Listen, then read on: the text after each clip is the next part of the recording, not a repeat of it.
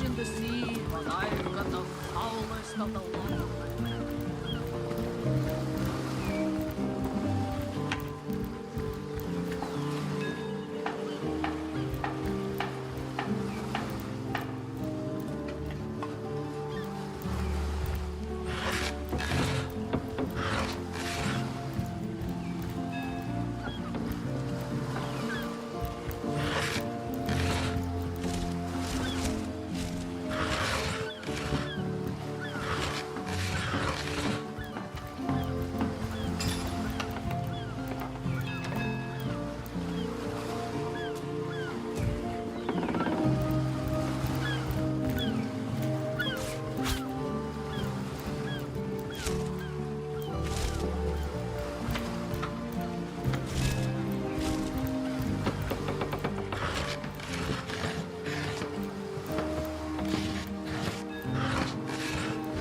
I was really hoping to find something better.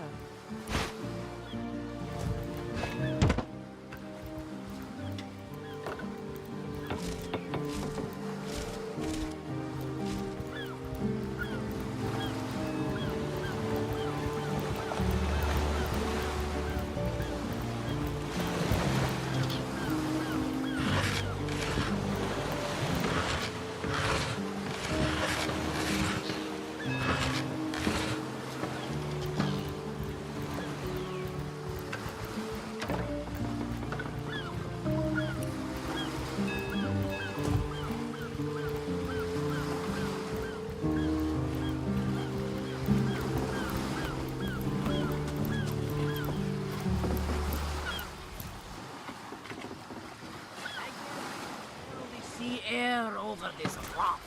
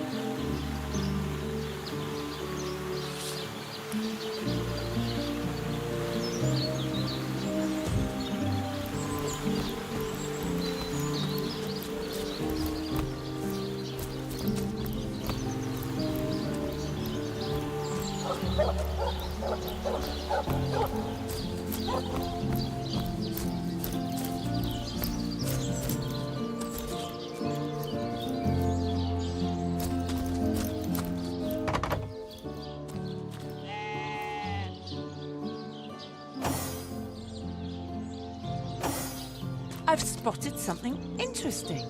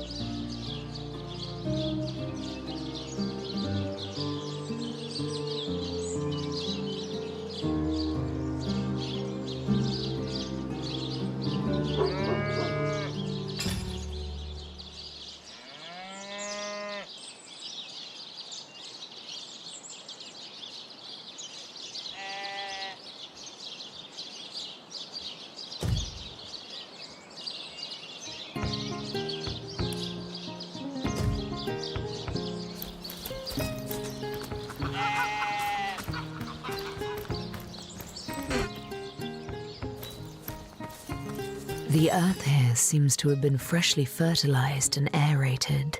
Obviously, someone has taken great care to maintain this gravesite. Are you sure you want to disturb it?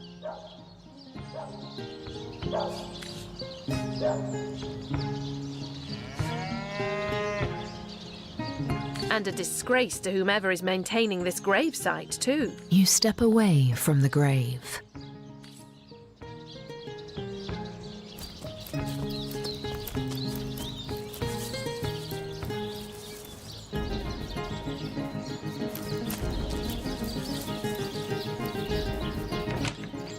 Nice enough that her little party tricks hardly make her worthy of such grave responsibilities.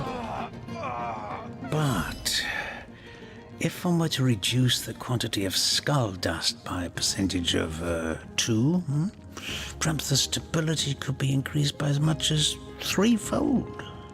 Oh, a source hunter. Imagine that. Quite a bit more petite than the last of your kind I encountered, aren't you?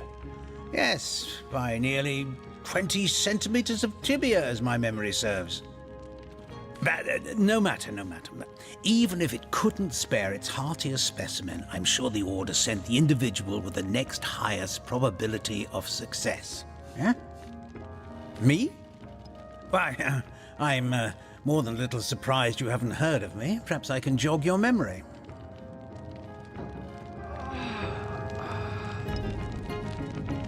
It was I who cured the Duchess of Arata of her unslakable thirst. A simple pinch of Atropa belladonna in her morning tea.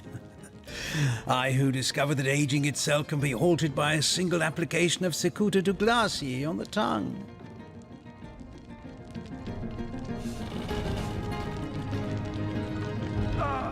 Not to mention that it's been my guidance that has permitted my apprentice Evelyn to make quite a name for herself around Sicile of late. Yes. If that's how we're referring to the secretive use of a revolutionary healing method she refuses to share with her own master. She's in the other room as we speak. Perhaps you can prevail upon her to offer a demonstration. She's gotten hold of a stone, supposedly capable of fantastic feats of healing, but she won't let me take the briefest look at it. For she claims to have gotten the relic from a little northern town, Silverglen by name, and that an abbot there blessed it with the power to heal. Utter rubbish, I say, but with these blasted undead haunting the travel routes, I can hardly march up to Silverglen to learn the truth myself. Well, she certainly possesses a critical eye and an exacting manner when it comes to making difficult medical decisions. I expect she'll be a very successful healer in her own right when the time comes. She is learning from the best, after all. Certainly, what would you like to know? The counsellor, terrible loss that. Though we were hardly more than acquaintances, I knew him to be a devoted civil servant. From what I can tell, it seems to be a simple case of jealousy turned violent. The affairs of his wife, Esmeralda, were hardly a secret, you know. I've applied myself to that problem for 2 years and still haven't come a step closer to solving it. I declare it an act of the Almighty's, if I believed in such things. Some events, Source Hunter, can be neither controlled nor understood by mere men. Healing stone? To what do I owe the repeated pleasure, Source Hunter?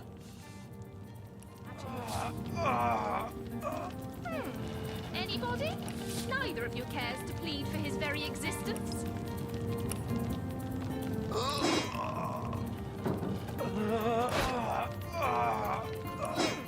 Anybody? Neither of you cares to plead for his very existence?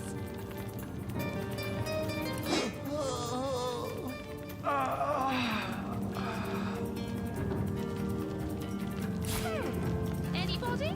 Neither of you cares to plead for his very existence?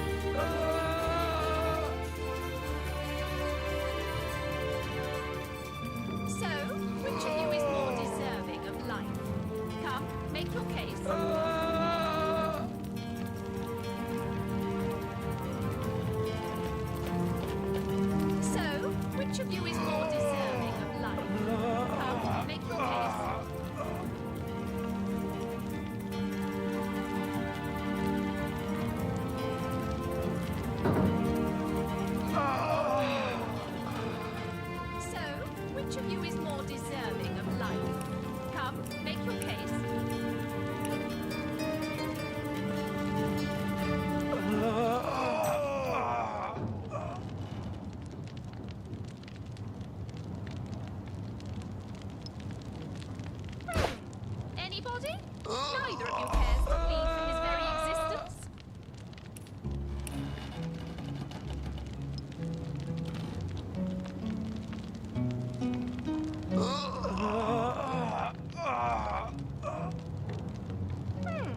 Anybody?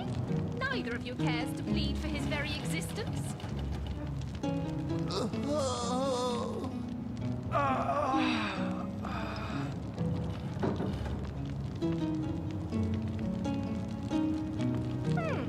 Anybody? Neither of you cares to plead for his very existence.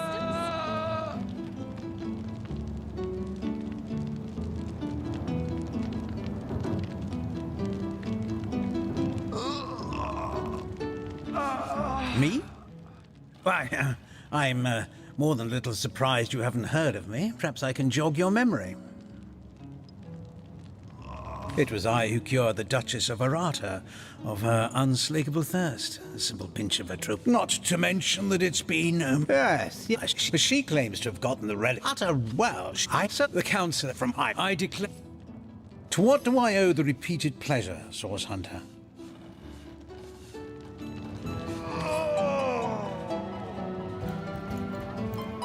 So, which of you is more deserving of life? Come, make your case.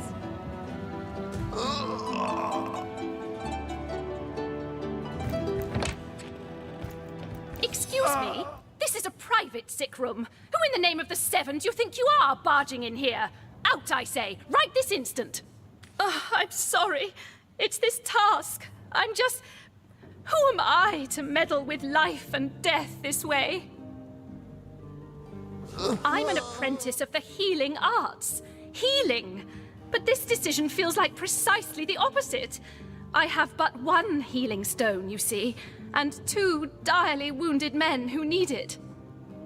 I've been racking my brain trying to decide on the best method to settle this grave situation, but perhaps it's better off in the hands of an esteemed source hunter. Surely you are more accustomed to weighing life and death than I. What would you like to know? One of the brave few willing to traverse the trade routes plagued by the undead. A young man, but excellent in matters of business, before he fell victim to an orcish club in the north, that is.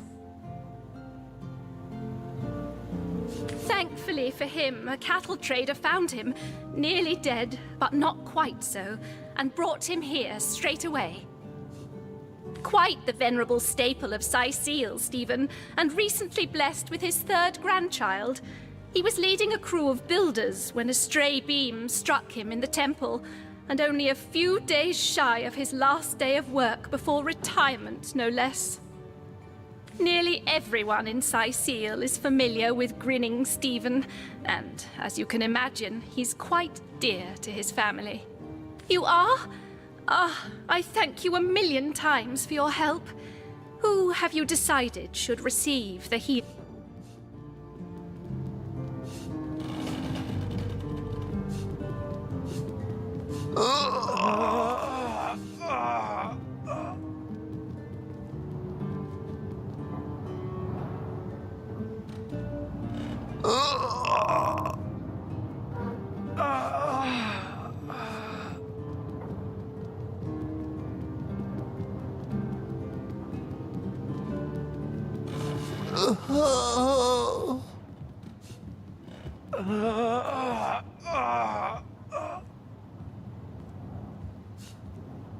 There's no way Boris should receive that stone over Stephen.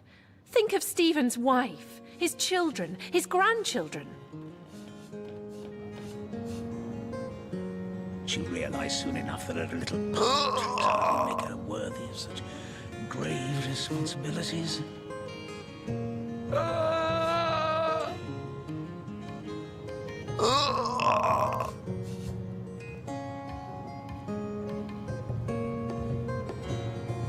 If you'd like to kill Stephen, perhaps I'll let his family have at you when you deliver the news. I'll even loan his wife my favorite studded club.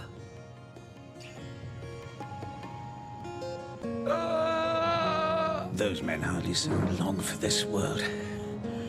What's taking Tenderfoot so long?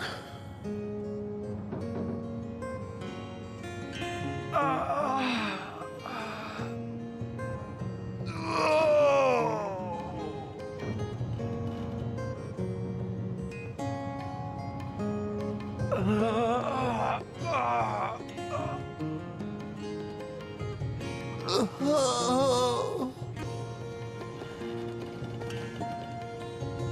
men hardly seem long for this world. What's taking Tenderfoot so long?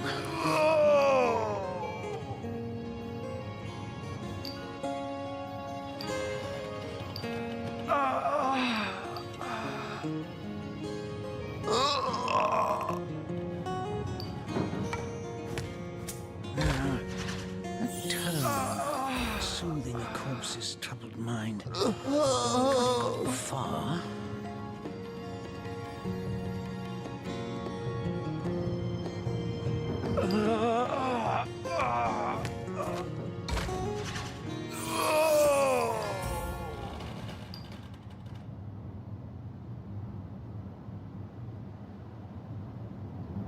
Those men hardly seem long for this world. What's taking Tenderfoot so long?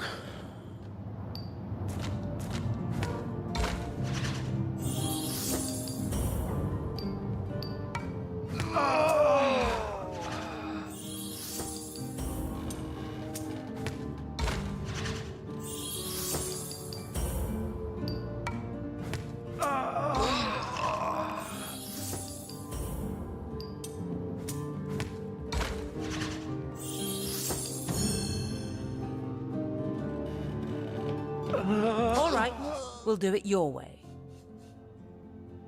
Stephen, it is? Yes, I'll deliver the stone. I'm glad we'll get to save one man, but my heart breaks for the other.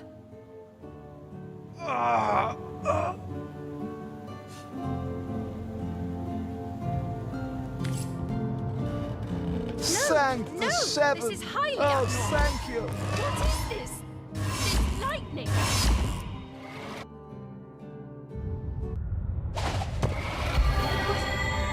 What happened? Is this a dream? I don't think so. That stone. Somehow it sent us flying into the stars.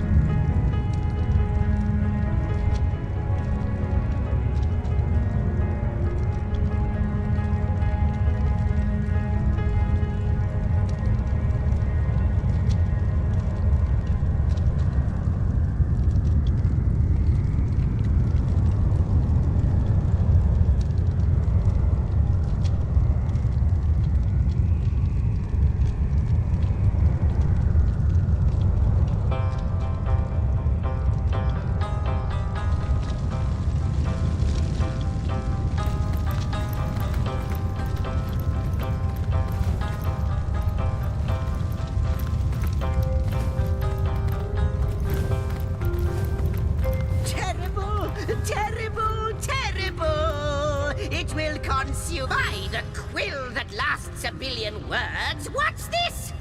Two Rivalonians here? At the end of space and time? How very, very, very curious.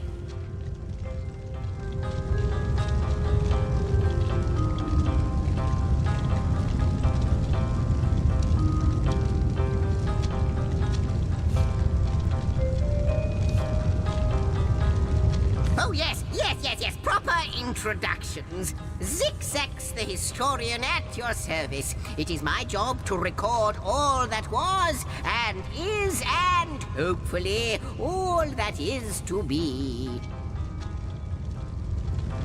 As for how I got here, well, for a historian appointed by the gods themselves, hopping to the end of time is as easy as 1, 2, 3.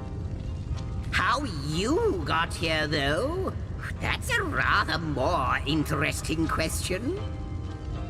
On such a tiny and rapidly shrinking vestige of space and time, I wouldn't have expected to find a soul but my own shadow. Ah, at last a question I can answer most definitively. I mentioned already that this place is the end of time.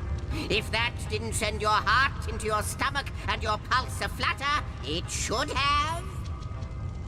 Time ought naturally to have no end at all. Indeed, I can think of no worse nightmare for a chronicler such as myself.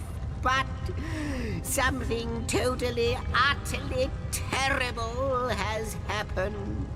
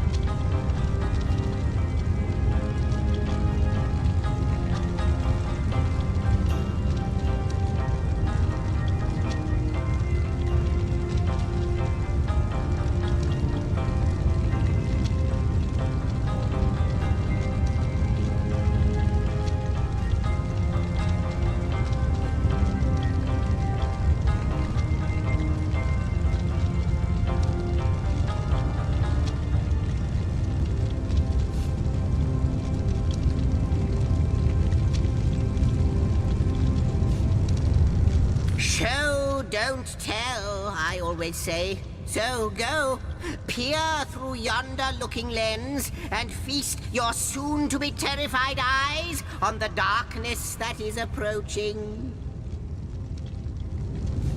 You know, I think that imp might be quite mad. Then we had better appease him and have a look through the looking lens.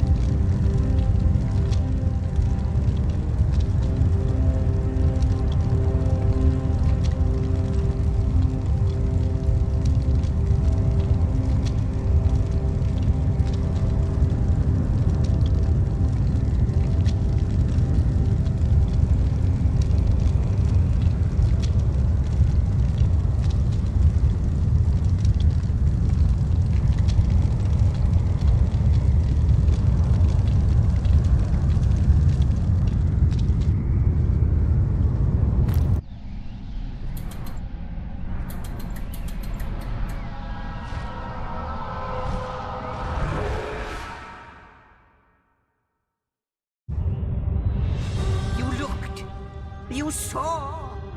Terrifying, isn't... What's this? The portal! It's... The portal has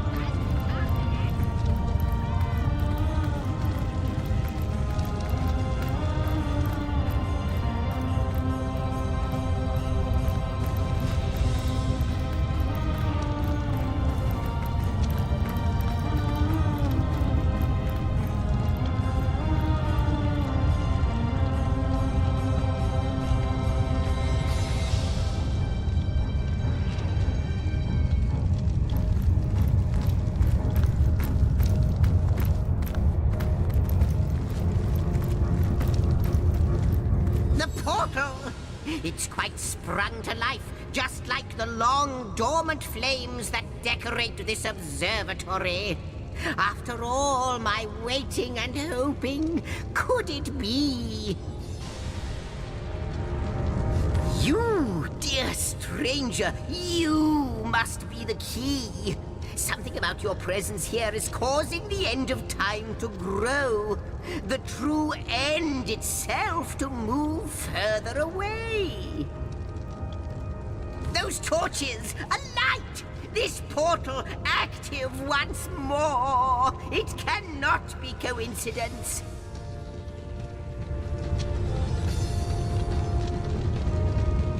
Goodness me, how right you are! There's so much to take in, I'd nearly forgotten. And what you saw has been haunting my mind since I first discovered it.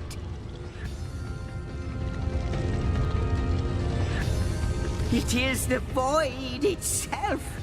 The dragon that is devouring creation. When I speak of the end of time, this is exactly what I mean. I can't say for sure where it came from, how or why, but I do know this. It's shrinking our future by the second. And if we don't stop it, it will devour the past and present as well. It's not that I believe, it's that I have seen. Long have I been waiting here, hoping that one day this very portal would ignite. Then, no longer than a few mere moments after you arrive, zap it goes. The chronicler of time knows a pattern when he sees one.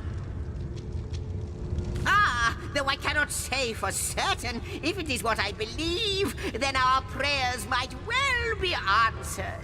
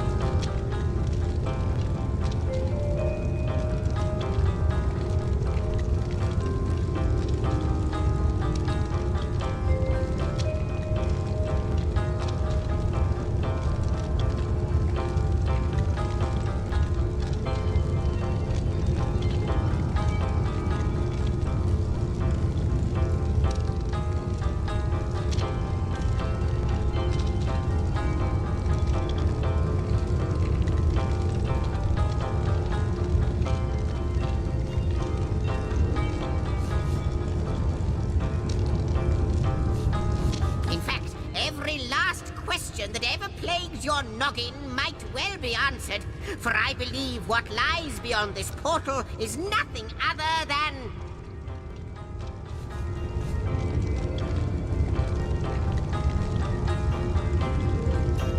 But why spoil the mystery?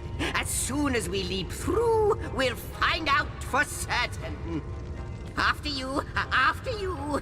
Oh, what wonders we may find on the other side. You first, but don't dilly-dally.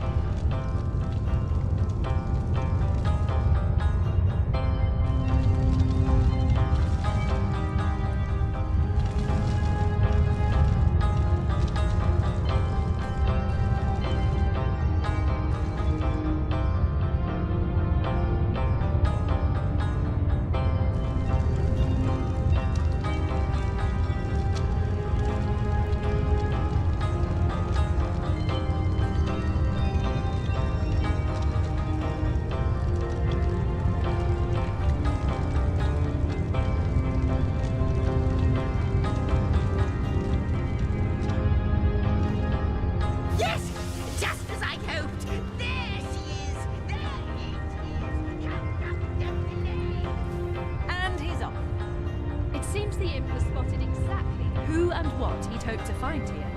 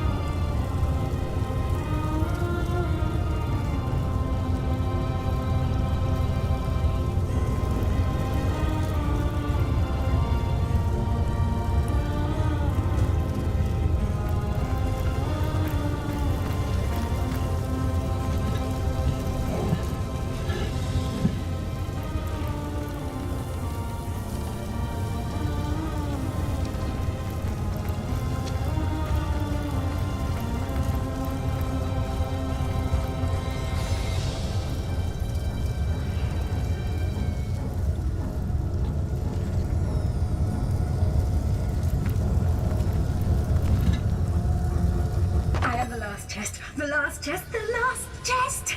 If you believe yourself worthy of rifling through my ample treasures, I do dare you to prove it! Find my 4 sisters, no more than one in each of the realms of your wide world, and each by each, you'll discover how to open me!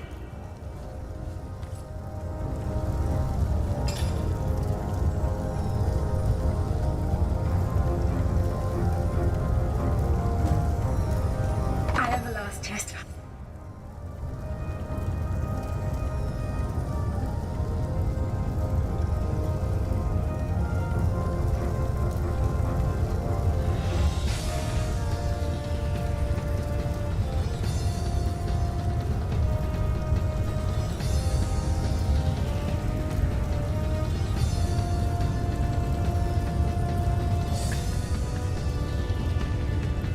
Could it be, milady?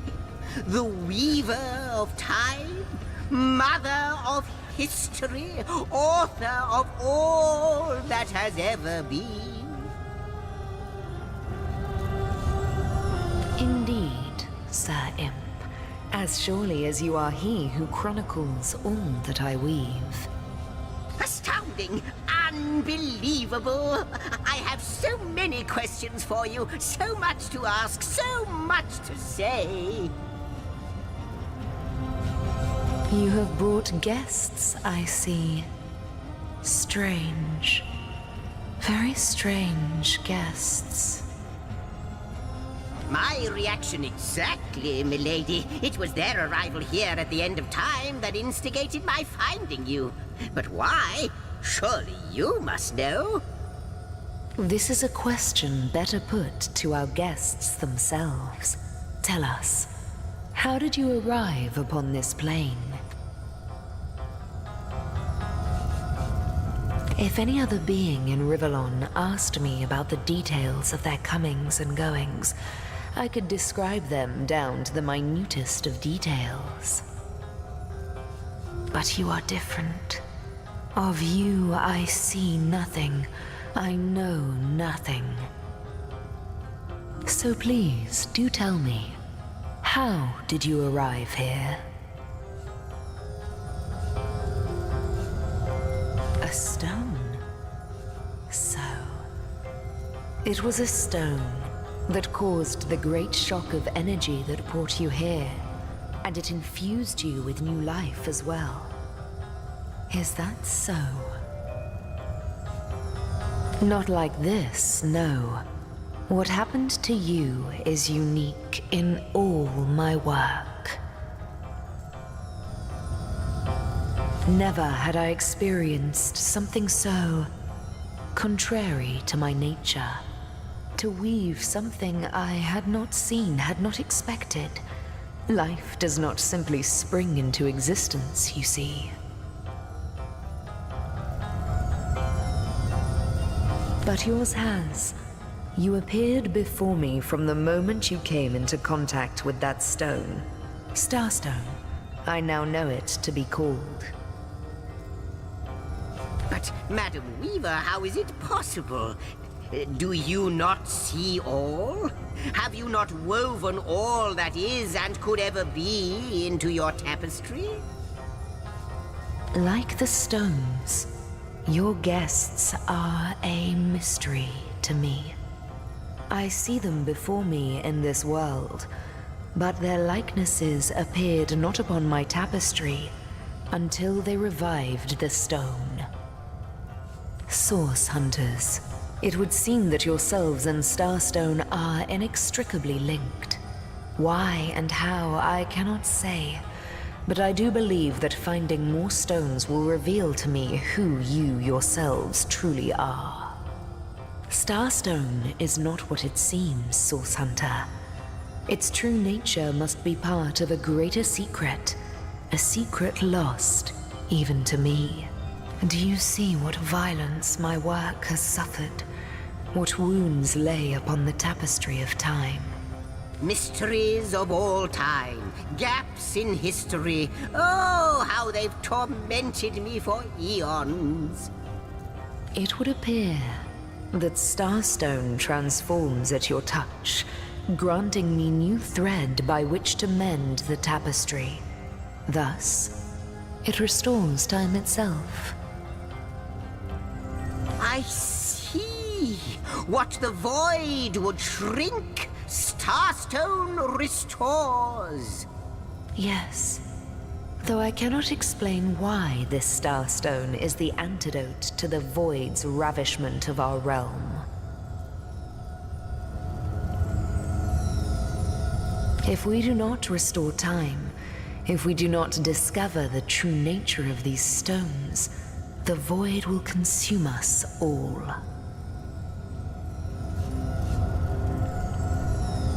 Indeed you must, though I may not yet understand why. It seems that you and you alone can unlock the powers within Starstone. Yet we are not the only entities who know these stones to be so much more than pretty gems.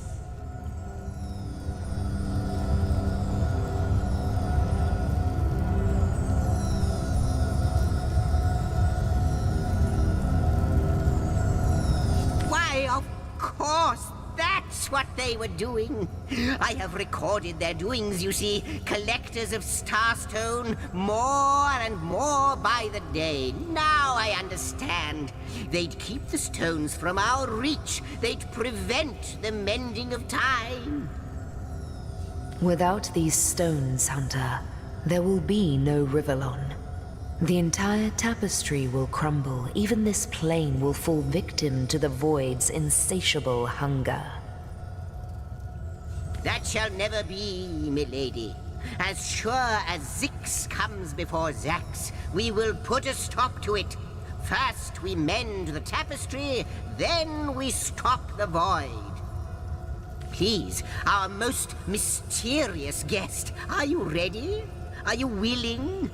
Will you hunt out the stones? Will you help us restore what has been lost? What'll it be, Source Hunter? Do tell.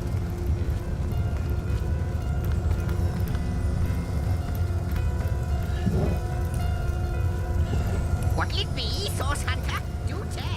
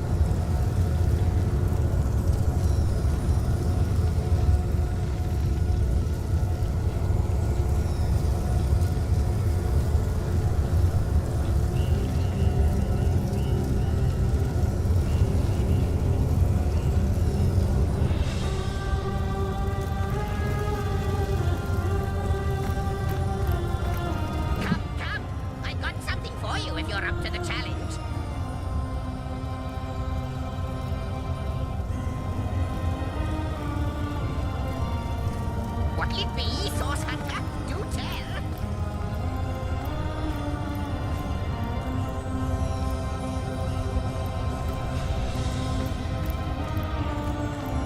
What'll it be, Source Hunter? Do tell. How welcome you are upon this realm, our most honored guest. I hope you begin to find this place more familiar than it may yet seem.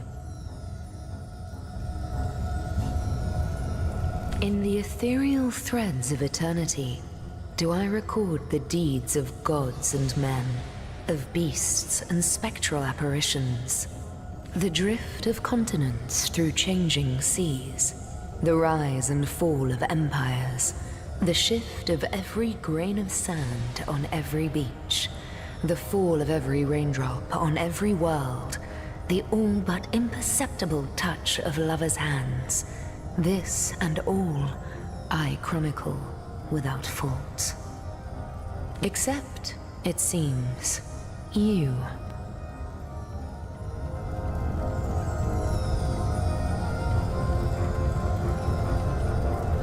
What'll it be, Source Hunter? Do tell.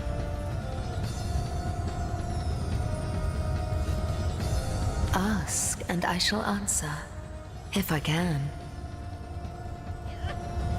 I am the Weaver of Time, as I have told you, though my existence is one that falls behind and yet far exceeds the verb to be.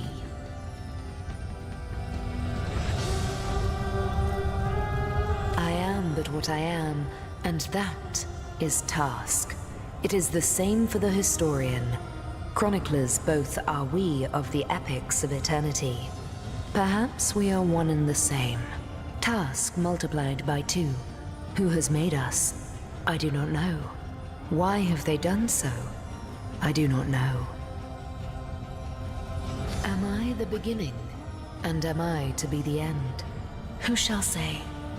Perhaps I am the first thing in creation. Perhaps I am creation. Perhaps I am the creator. Or maybe it is you. You who makes dying stars rekindle. Time alone will tell. Alas, the answers to those questions still elude me.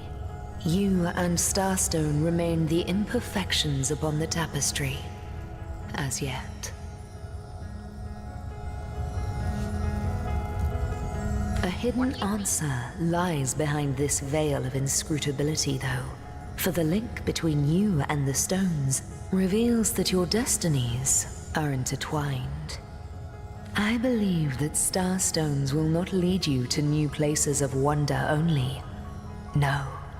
They will also lead to new knowledge through the restoration of the threads of old. Oh, Hunter, I have no need for company, like I have no need for air or appetite or affection. All I need and all I am is time. And time is running out, unless you remedy its decline. And yet, I do enjoy your companionship, for you may prove to become the cure that will heal my slipping soul.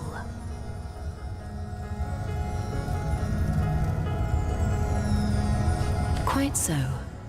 Your absence, it should be an impossibility, but no matter where I look, you cannot be found. I do not know you, which makes you my one perennial imperfection, a blind spot in the eye of time.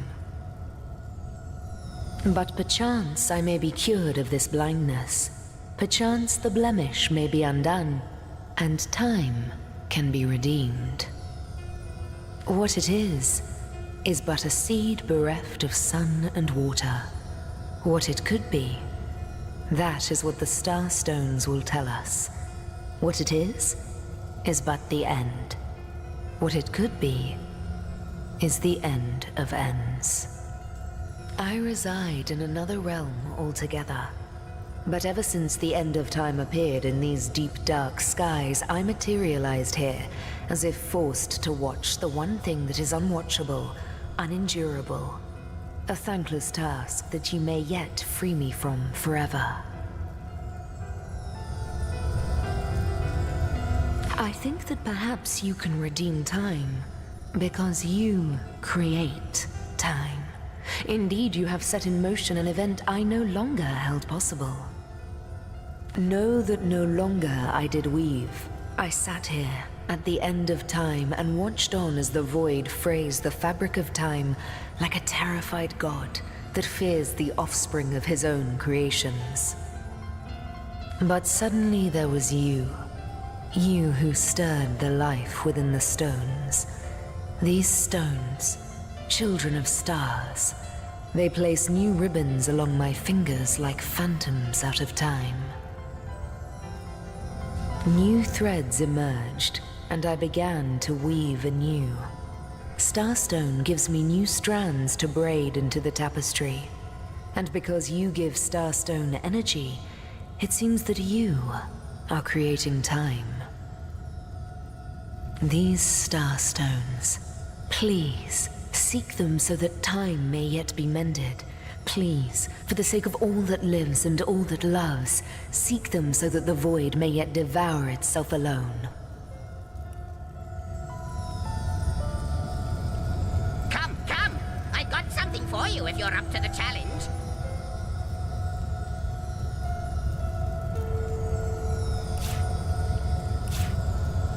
Come, come! I got something for you if you're up to the challenge.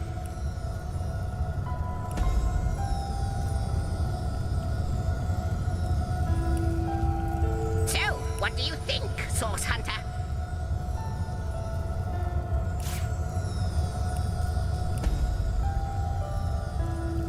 So, what do you think, Source Hunter?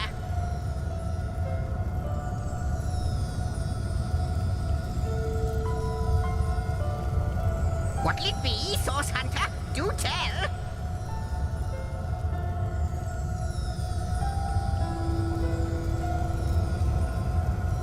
What'll it be, Source Hunter? Do tell!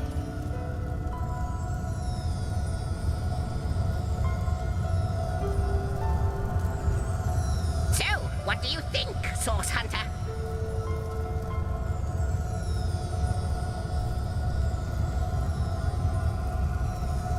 So, what do you think, Source Hunter?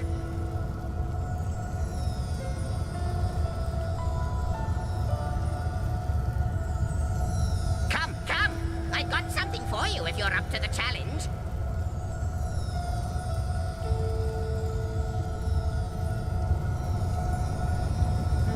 So, what do you think, Source Hunter?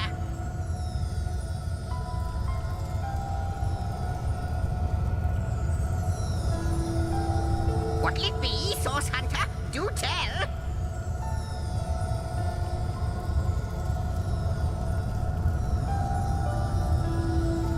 So, what do you think, Source Hunter?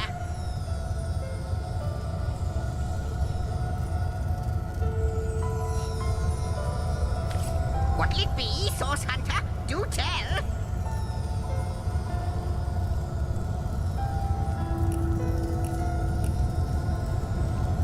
What'll it be, Source Hunter? Do tell! The glint in your gaze and the set of your brow suggest to me that you've not given up on our dear old Rivellon. Not just yet. No, with you searching out Starstone, I believe we'll mend the tapestry in no time. We'll find out just who you are and how exactly to send the void back to wherever it came from. But you'll need a way to travel between Rivellon and this homestead, won't you? Who wouldn't want to see what fantastic changes your search will yield? And who knows what the Weaver might discover about you? Luckily, the power of portals is known to you, so I'll let you in on the little secret of how to transport back and forth from the end of time. Just, you know, don't go sharing it around. Never know who we can trust these days. Off you go, then. You've Starstone to find, and I've a tapestry to examine. Surely there must be some clue here as to how on earth you're related to the end of time. Cross my heart, hope to fade in the void, I honestly don't know. But ask her. If she claims it is so, perhaps she knows why. Like the imp said to the ballista operator, shoot! Wouldn't it just? Would that I had a Starstone sightseeing guide, but alas, such a booklet does not exist. Just like yourselves, Starstones are curiously absent from history, both in my writings and on the Tapestry of Time. From what I can gather, though, they were once cherished by devious sorcerers whose reign ended long ago. The stones are therefore most likely to be found in the ancient places of this world. Ruins, caves, the lairs of long-forgotten evils. Those are the dens you should frequent. 2 more pieces of advice. Don't go unarmed, and consult with my agent.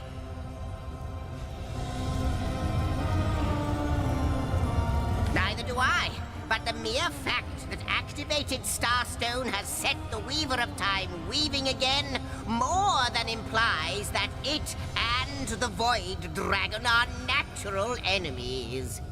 This in turn more than implies that you are the Void's natural enemy, for it is you who is setting new events in motion. You who is handing the Weaver new threads. And that which she is weaving is more than an ornament to decorate the shelter plane. It is both history and future history. It is all of time. We may not understand the how yet, but our aim is clear. We shall save creation from the grip of the void. Now, isn't that a lovely mission?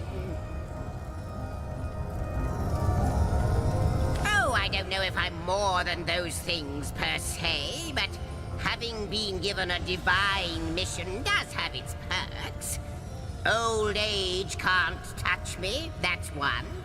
Immortality is mine, as long as no one skewers me with a sword. And even then, I'll be back in a jiffy. But of course, I have a price to pay for something that is priceless. It is my duty to record all of history, and an arduous task that is. Not to mention how much stress that void out there is causing me. The end of time. I'll be out of a job. So, gather those star stones so that we may know the history that was lost. Know so that we must not repeat what leads us to this dangerous precipice, but do better and close the dark eye of the void forever. Lonesome, observing the frontier of creation, surfing the vibrant tide of the eons, always approaching yet never reaching shore. Lonesome, being privy to all that has been and all that is. Well, yes, actually. I don't mean to complain, but one certainly doesn't mind a bit of company now and then. Perhaps you can imagine the profound pleasure it is to have made the Weaver's acquaintance after all these years. I can hardly wait to pick her brain about the great battle of the Sons of Sigurd. The last Rivellonian who remembers it died more than 7,000 years ago. Before you go, Source Hunter, a final word. Once you return to Rivellon, there will be someone waiting for you. My agent, my eyes and ears upon your world. I hope he'll be able to help you as much as he can. Time, I need hardly remind you, is of the essence.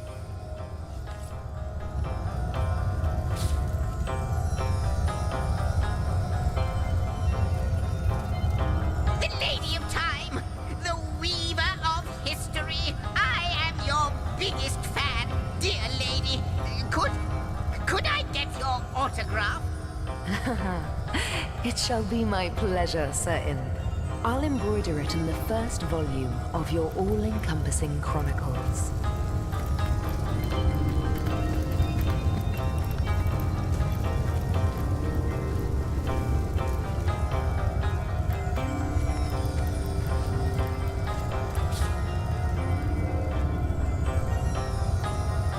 I wonder, do you know more about the Void? What it is? What...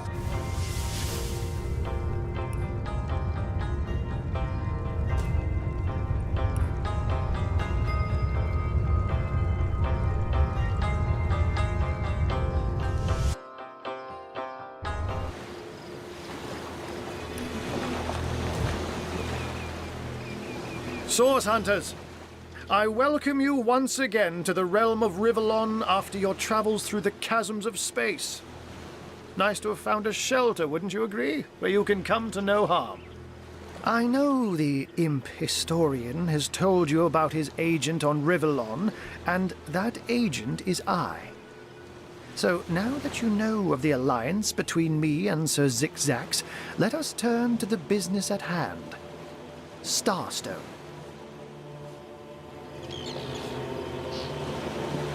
And I'll be delighted to give it.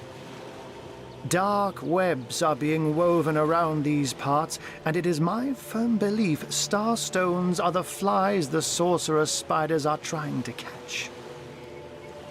It can therefore hardly be a coincidence that Councillor Jake was a collector of the stones we seek.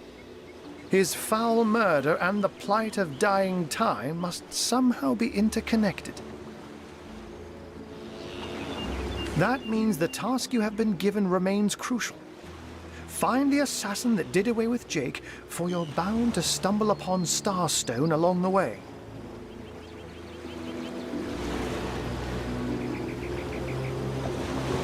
While you were being lectured by our friend the historian and the grande dame of time, I snuck into his house and had a look around. The advantage of being a cat, you know. You go where you please with impunity. And sometimes the lady of the house even rewards you with a slice of fresh herring. That's where I saw them in a cabinet. Mere slivers, but specks of starstones nonetheless.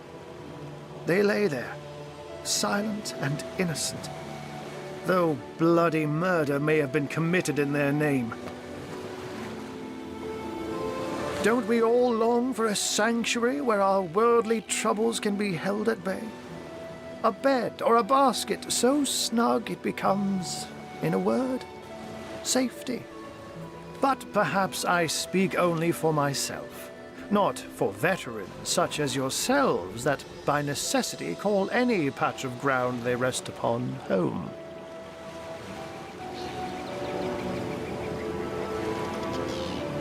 Like any cat worth its salt, though, I deeply cherish a secret refuge unbeknownst to anyone. To be able to repose without a care is such a precious circumstance, saved all too seldomly.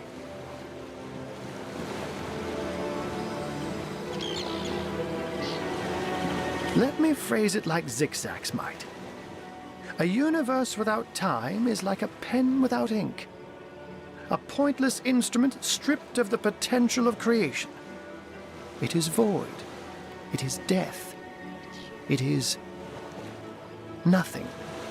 I'll not pretend to have all the answers, or that I understand all that is happening here and out there among the stars, but I do know I'd rather err on the side of caution. If Zigzag worries, I worry. We are talking about a creature, after all, that has reclined among the divines as nonchalantly as you and I lays beside the hearths of home.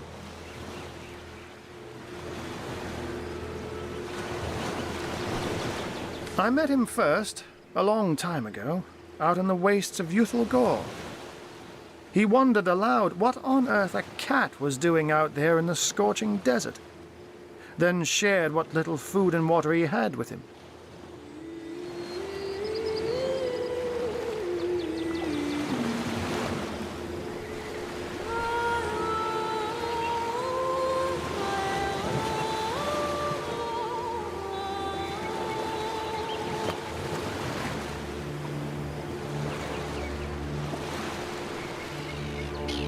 So I told him who I was and showed him my human form. He laughed and marveled and told me stories about his travels. In the end, he even shared his great sorrow with me. The unspeakable thing you saw through his looking lens. I was awed and frightened, but swore to help him in any way I could. As of now, that includes helping the two of you.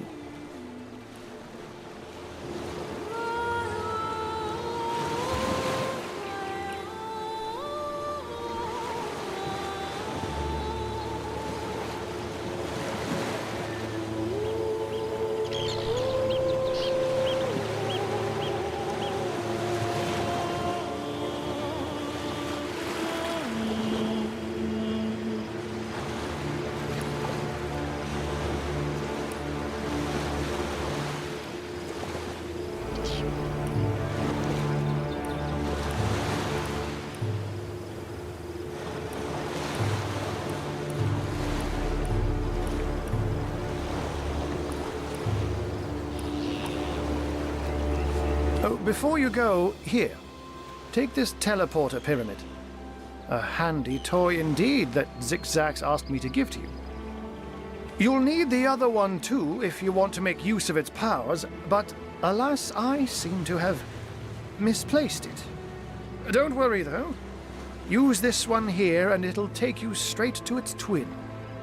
Now that this matter has been settled, hunters, I shall detain you no longer. But rest assured, I'll do my share of hunting too. So if you spot a white cat during your travels, do stop to say hello.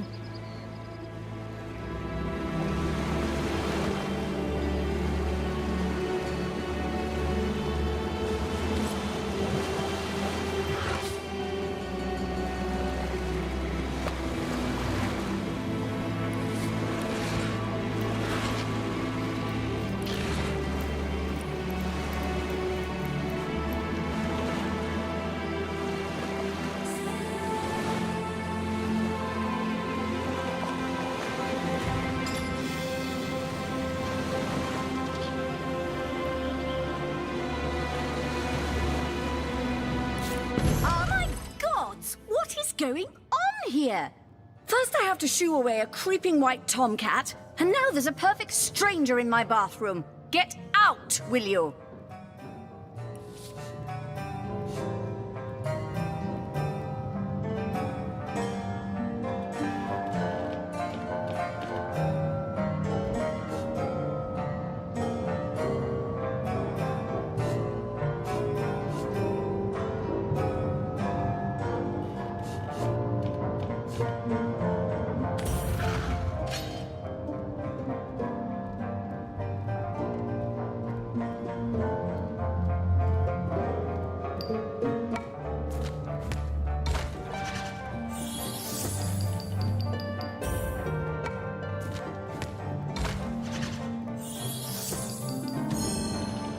A magical pyramid, eh? Frivolous and lecherous magic, more like. Leave my house, afore the divines punish you for your aberrant ways.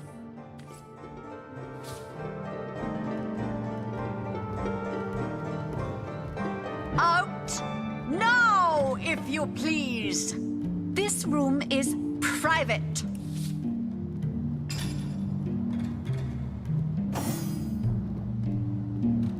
Don't just stand there. Go! Away with you!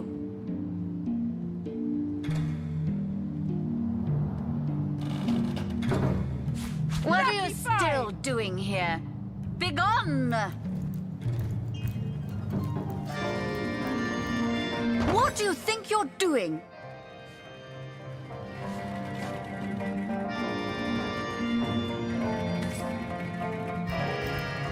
Out now, if you please. This room is private.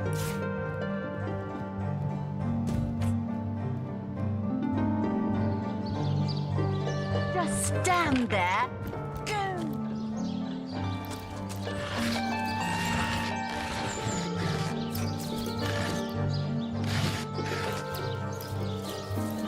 Heavenly herring, delicious dogfish. Yours for a scrap of.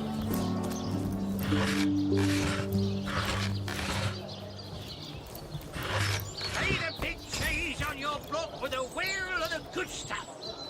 So you're just hanging around the inn, are you? Waiting for what, exactly? Oh, you think you can speak that way to us? Well, despite the saying, I've got my eye on you, Baron. I am a duke. Have you ever had the fortune of challenging the fabled wizard of Hunted Eggs? Fortune? Ha!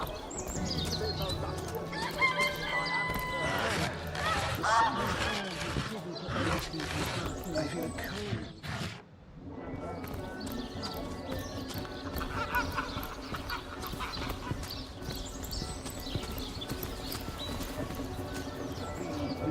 Shouting in rain.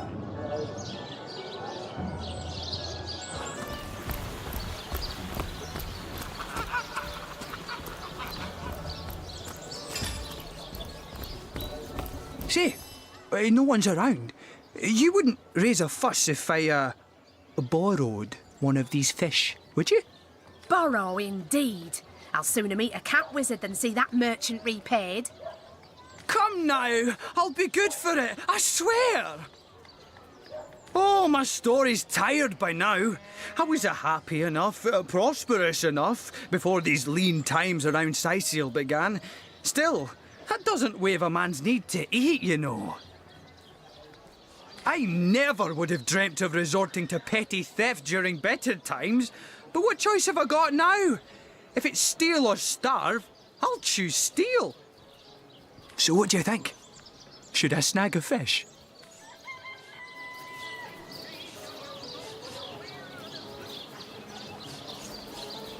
Heavenly herring, delicious. I'm sure this one little fish won't starve the merchant. He should take the fish.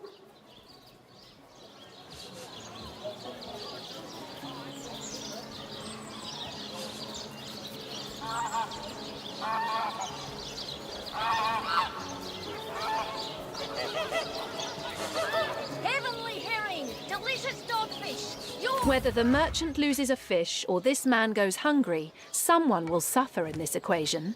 We might as well help the man in the most dire need.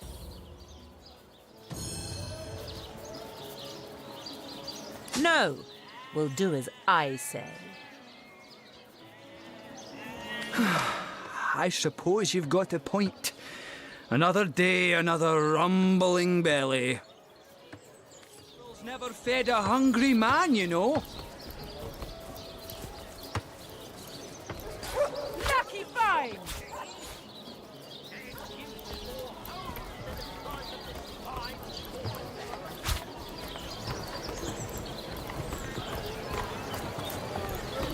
Get it while it's fresh. This batch is only hours from the sea.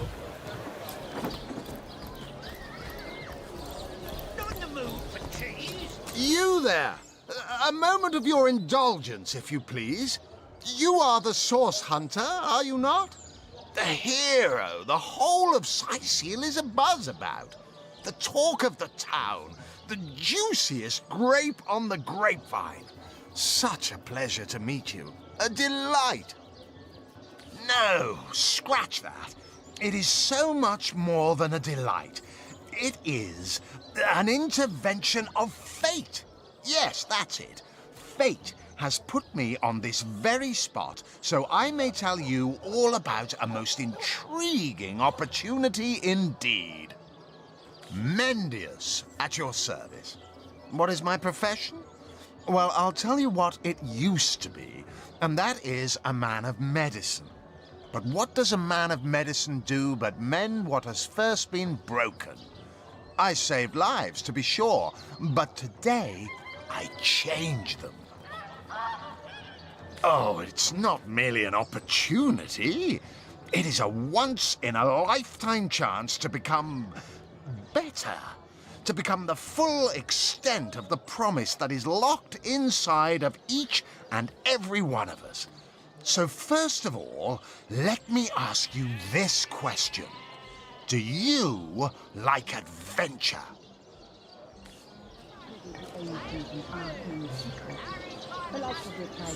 Some could not, because they are professionals, not adventuring daydreamers. Clearly, two strong personalities stand before me. Two who voice their opinions with vigor when they differ. What else could I expect from mighty source hunters? Too bad your line of work comes with such measly recompense. Am I right? The wage of a mere soldier.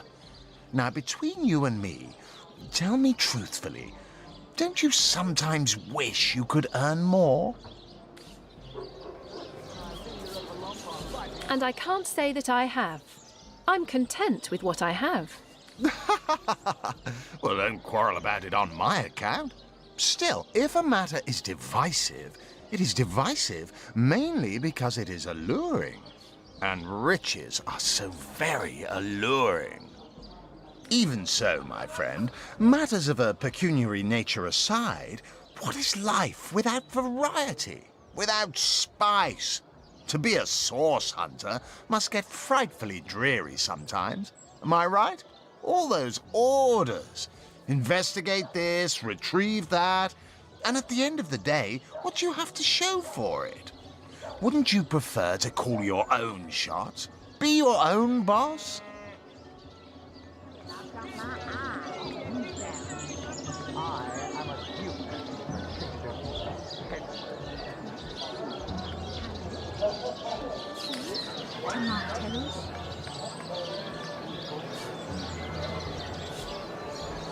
I disagree. I, for one, am content with my station. You disagree with one another. But that proves you are firm-willed, that you have the minds of independence, not dependence. Admit, life's too short to spend it doing someone else's bidding. Am I right? Of course I am. And I could help you attain the dream, enact the change you deserve. And that is exactly why I am here. Why fate has put me right by the door to the King Crab. so that I could meet you and tell you about the marvel that is the Fabulous Five. The invitation to join is yours. Grab it. Ah, the Fabulous Five. How I enjoy simply saying the words that describe the most illustrious and celebrated adventurers' guild in Rivellon. Our mission, to better the world. Our mantra, to better ourselves as we do so. To realize our dreams and cleanse our souls. You'd like nothing more than to enlist, wouldn't you? Of course you would. And you can. Of course, if you still have questions, I shall answer them to the best of my abilities. But if not, how about we get started?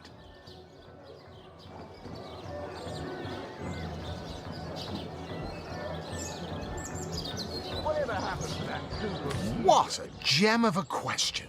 Straight as an arrow, sharp as a switchblade. Most meritorious of you. Now then, to join the Fabulous Five is to join a fellowship, to join a fraternity, a sorority, a community. The title of Knight is bestowed upon you the moment you sign our waiver, and so it all begins. I shall be the one to give you your first contracts, and once the job is done, I shall see to it you get your fair share of the reward. Of course, should you spread the word, should you propagate the gospel of the Fabulous Five and thereby draw new knights into our fellowship, you will get a share of the reward from their contracts too. Isn't that wonderful? By now, the genial glow of the fellowship must have warmed your heart. It has, hasn't it? But did I say fellowship? I mean family. For like a family, we support one another, cheer one another, see each other through thick and thin, partake in glory and defeat. Work hard, fulfill contracts, enlist new knights, and swiftly shall you rise through the ranks. You will better yourself. You will better Rivellon. You will make the stars shine all the brighter, and you'll get fabulously wealthy in the process. What's not to like?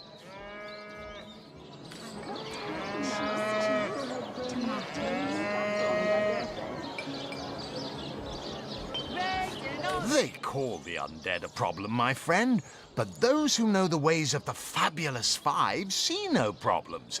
They see opportunities. An enterprising spirit can wrench riches from cold dead rocks, or from cold dead full stop. Ah, you'd like nothing more than to enlist, wouldn't you? You'd like nothing more than to enlist, wouldn't you? Of course.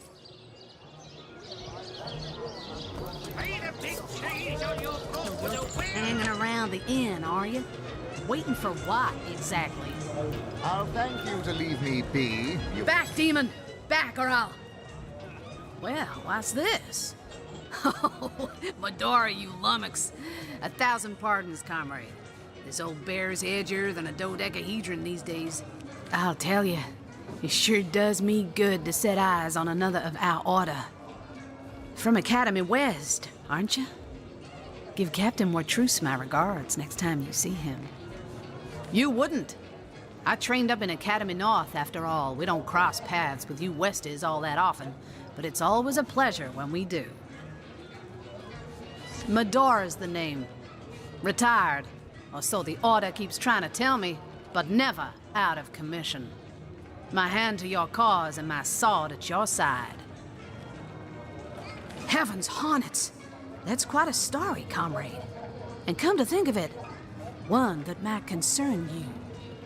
See, I'm here on, well, let's call it a loan from a town to the north of here. Hunter's Edge by name. There's been an attack there, comrade. Orcs. Not your run-of-the-mill savages either, but ones who've taken dark magic to new heights.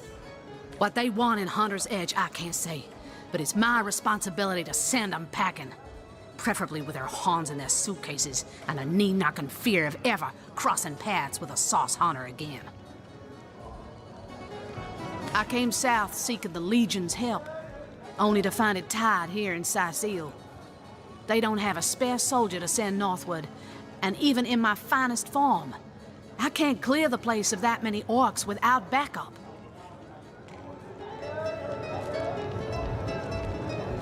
Whatever happened to that troop of eager imbeciles we sent to the northern cave? Do I seem like... By the skin of my teeth, comrade. The savages were rounding up villagers when one of them activated a tripwire on our village wizard's property. Fortunately for me, that particular wizard has a penchant for things that go boom in the night.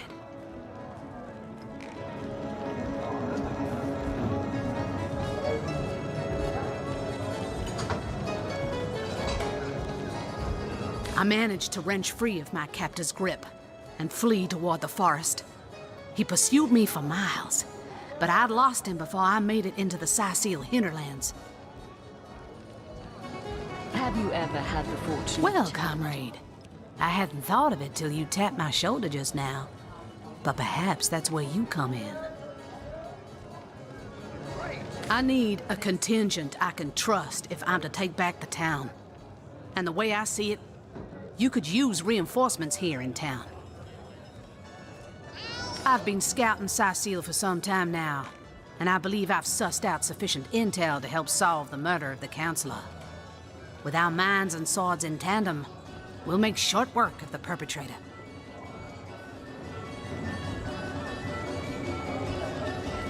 Well, you know the old expression. 2's a tea party, 3's an invasion. I know this place like the back of my hand by now, and the orcs up north will be short work for a trained-up trio of sauce hunters.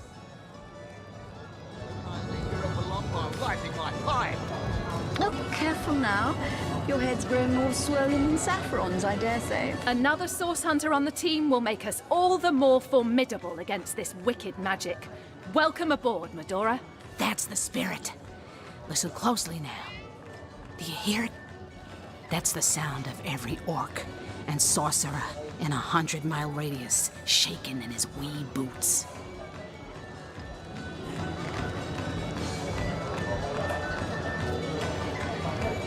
Whatever happened to that troop of eager imbeciles we sent to the northern cave? Do I seem like the sort who concerns myself with such things? You'll be concerned enough when you realize reward money won't be lining your pockets.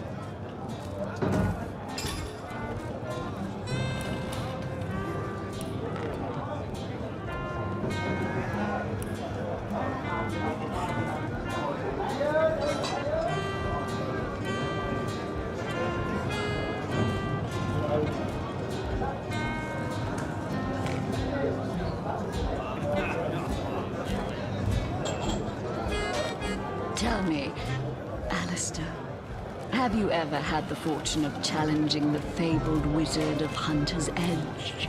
Fortune? Ha! He should be so lucky as to be defeated by Alistair the Great. They say he's privy to ancient and arcane secrets, the likes of which I doubt you could even fathom, old friend.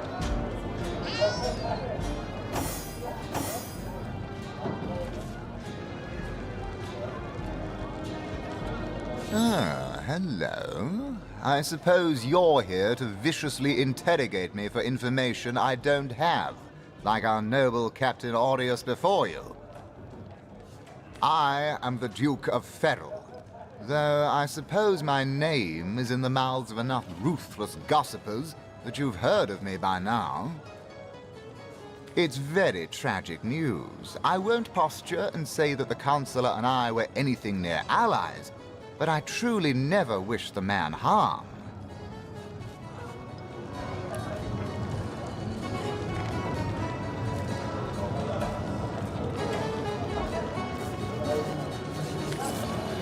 Ah, hello.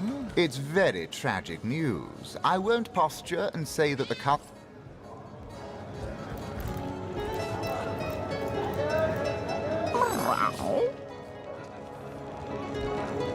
Whatever happened to that troop of eager imbeciles? So, do I seem like the sort who concerns myself with such things? Don't be seduced. You'll be concerned enough with... What have we here? A source hunter, is it? Well, my day just became rather more stimulating. Oh, stand still then, if you don't mind. I want to take a good long look at the so-called savior of Sicile.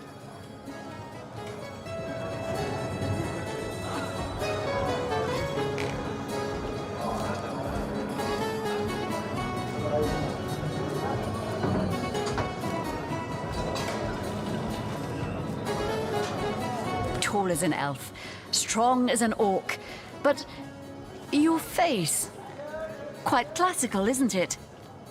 Statuesque, some might say. Yes, smooth and sturdy as marble, yet fine as a chisel's edge.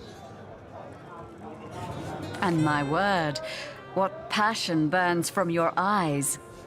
Please forgive my being forward, but I dare say, can it be? You're exactly the person I've been searching for. I am Anna, jewel in the crown that is the Fabulous Five. I've cut 1,000 throats, and baked 1,000 bread rolls, stolen the crown jewels of the Queen of Arata, and, with my pockets full, helped her reach enlightenment. When the day comes that I die, the gods will evacuate the heavens to make space for my formidable collection of designer slippers. I contain multitudes, you see, and I am utterly replete. Except that, much to my dismay, I had as yet to find the companion to whom my heart so clearly calls. But then, Source Hunter, you wandered into this tavern, and I am most certain that that companion is you. That I have. For nearly a lifetime, it seems. Well, I'm sure you must know what I mean.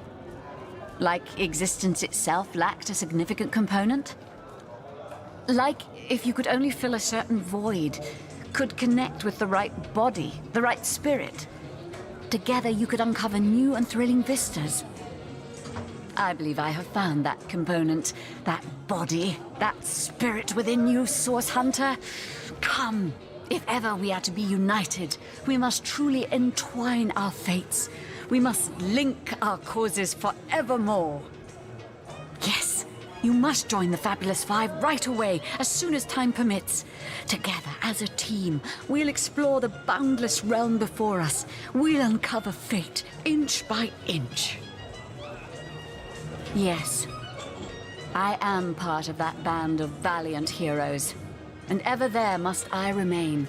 But you, my match, my soul's twin, may tie our fates together by similarly fighting under the banner of the Fabulous Five. You must speak with Mendius. He stands right outside this very tavern, and he alone can bring you into our illustrious fold. Then, my equal, friend of my body and mind, may we unite.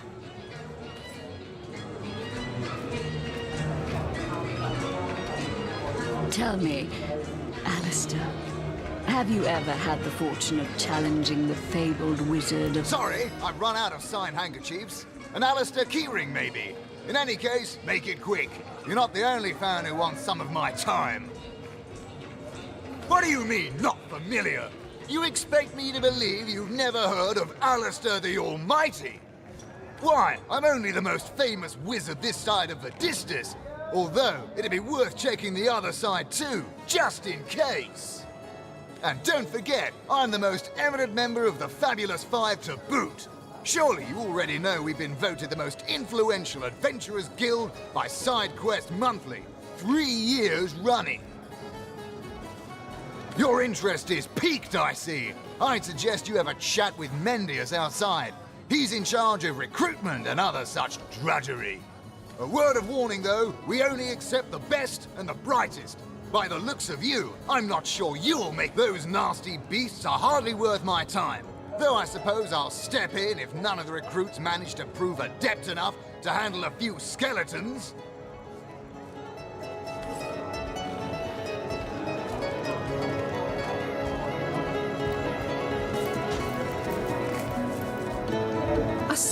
Hunter. I'd like to report some dark magic. Only tainted hearts could tip as miserably as this lot. Been at the King Crab nearly 10 years now, personally. Seen every character you can imagine, from bums to wizards, passed through these doors for a pint and a place to rest. I think I'm one of the last folks to hear him alive. That awful scream has been ringing in my ears ever since. And with the room where it all happened still under quarantine, we've a constant reminder of exactly what happened. Though that's the question, isn't it? What exactly did happen? We all thought it was Esmeralda who checked into that room, and the Duke that followed her in. I was washing up and nudging the last of the lushes out of the door when a cloaked woman rushed in right past me. I never got a good look at her, damn my eyes, but I figured the way she disappeared that she was visiting one of the lodgers. Lucky for the perpetrators, I was rinsing bottles in the back when the terrible deed took place and saw nothing more. I'm not proud to say I ducked under the counter and damn well stayed there till I heard Ivad fling that door open. But I was paralysed with fright. Look, careful now. Your head's growing all swollen and saffrons, I dare say. Pointless chatter with strangers does so thrill me. How did you know? Please continue interrupting my drink if you'd be so kind. How curious of you to show interest in a lonesome stranger at the bar. Let me answer by saying that who I am is hardly any of your business, and anyone with an ounce of tact would have known that already. Can I tell you? I suppose I can, and I could. But why would I turn my attention away from this whiskey when Mendius right outside? You'll be concerned enough when you realize that reward money won't be lining your pockets. Zimbladorix! That! Ha! Quite under my spell, aren't you? Yes, my enfriending charm never fails. Me? You mean you don't recognize me? Well, you must live under a very large, very heavy rock, for I'm the finest wizard in Rivellon. Fortune? Ha! He should be so lucky as to be defeated by Alistair the Great. They say he's privy to ancient... Yes, that is strange. Strange indeed. But it's a strange world we live in, isn't it? A strange and magical world, full of wonders and regionis regentum. Oh, you'll find out. You'll find out indeed. If I'm as good as they say I am, you'll have sprouted a pair of long purple ears in the next hour. Ah, how I do love a tasty aubergine in summertime.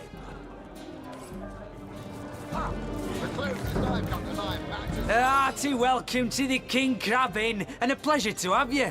You look like you could use a round or three, so what'll it be? Have a seat. The name's Ivad.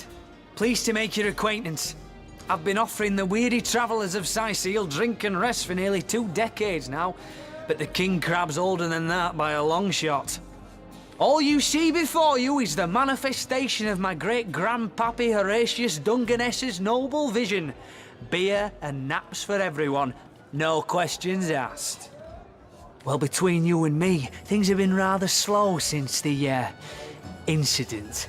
But with spirits high and liquor flowing like it is tonight, it seems the crab may just come out of that pinch.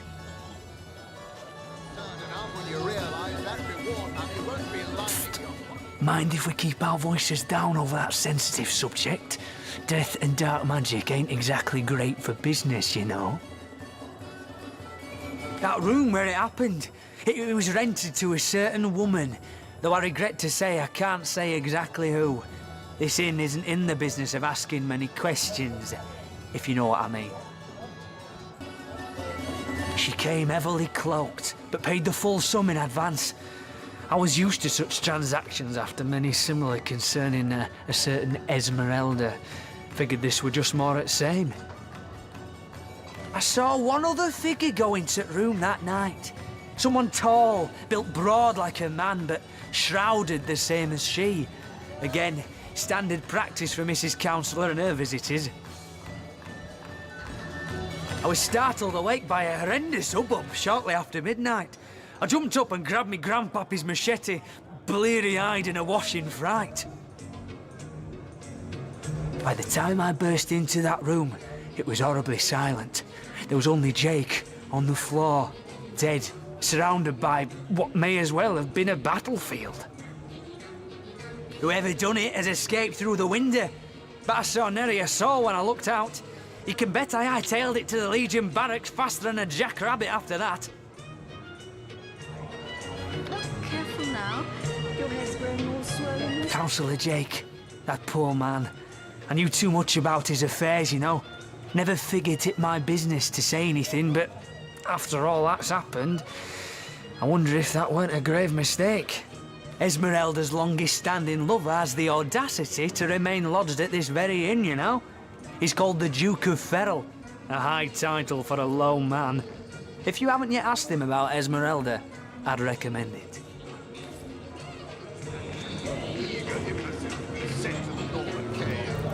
Do I seem like the sort who concerns myself with such things? Ah, you return and humble me with your... the feud like nothing. Of course, of course, of course. All you need to do is sign this waiver, and just like that, snap! You're part of the family. All I need is your lovely little autograph. What do you say? Swordfish, yours for a scrap gold. Have you ever had the fortune of challenging me? You'd fall for this foolish scheme. Gods, you're gullible.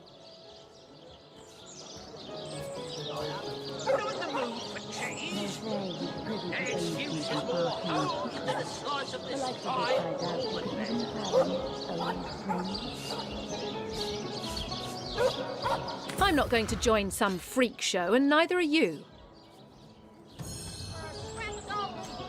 No. No. We'll do as I say, and then... Marvelous. Magnificent. Oh, but what am I saying? Fabulous is the word. You may not realize it yet, but your fortunes, your very life is about to change for the better. So let us not dilly-dally.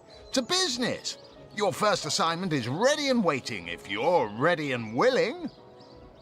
Oh, it's a pretty straightforward task, this one.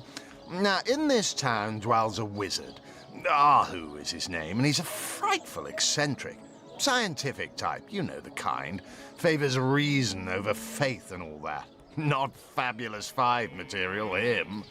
His experimental weapons may keep a couple of skeletons away from the city, but many of his other researches failed, malfunctioned with tragic consequences. One of them was a big lumbering apparatus, a frightful automaton shaped like a giant made of steel. It was supposed to crush the undead by the dozens, piloted as it was by a trained legionnaire. But you can guess what happened. Did it become sentient? Was it cursed? Whatever the cause, the thing relieved itself of its pilot and headed north towards a network of caves. Now ask yourself, what if it comes back? It could smash the city walls and claim 100 lives before being subdued. Luckily, there are those in this world who belong to the Fabulous 5. The braves who eat such monstrosities for breakfast. Go, my friend. Find this wizard's abomination and claim your just reward from Mayor Cecil in the name of our hallowed guild. Easy money. Fathom, old friend. Oh, come, darling, don't dither. You must speak with Mendius and join the Fabulous 5 immediately. I so long for us to realize our true potential, side by side, spirit by spirit, heart by heart. I am Anna. Jewel in the... I've cut 1,000. When the day I can take... But then, Source Hunter. That, I believe... Yes. You must join the fabulous. So you've joined. I can finally offer you our finest adventuring equipment at fantastic. Well, you must be thrilled to find yourself a member of a team so widely renowned for its valor and skill. And you must be even more curious about how you yourself can suit up to face such enemies as a member of the Fabulous Five must face. Well, never fear. I have everything you need. I hear you've been tasked with taking out that crazed robot in the northern cave. I'm sure you'd like to equip yourself with the finest possible accoutrement, wouldn't you? Come, come, I have everything you need.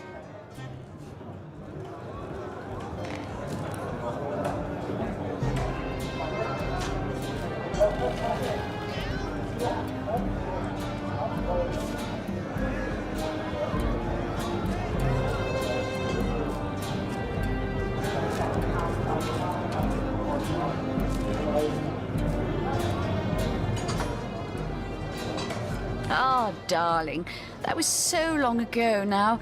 Who can remember who said what after all this time? What matters is the here and now. And in this moment, I promise to give you the best deals on adventuring equipment you'll find in all Sicile. Well, you are a member of the eminent Fabulous Five. Providing you can afford it, I'll be happy. I hear you've been tasked with taking out that crazed robot in the northern cave. I'm sure you'd like to equip yourself with the finest possible accoutrement. Oh, darling. Well, you are a member of the eminent Fabulous Five after...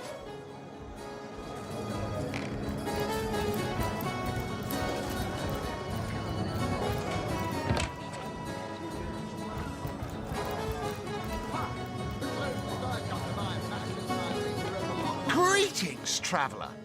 And may the Immaculate Conduit's myriad blessings comfort and cradle you. Tell me, have you yet heard the revelation?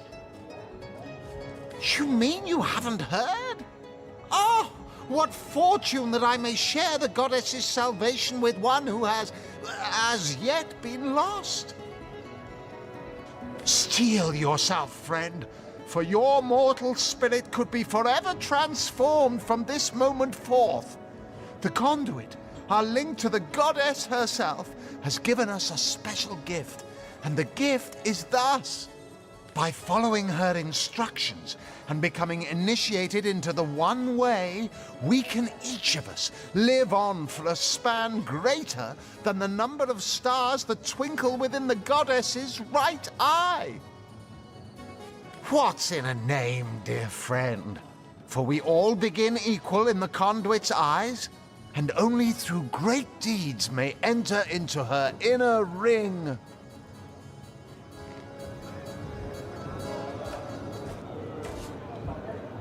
She came from on high to we mortals and showed us the path to the goddess, where all living souls are naturally inclined. She showed us that injury and malady need not mark the end of life, but that through her methods we could ascend to greater life in service of the goddess.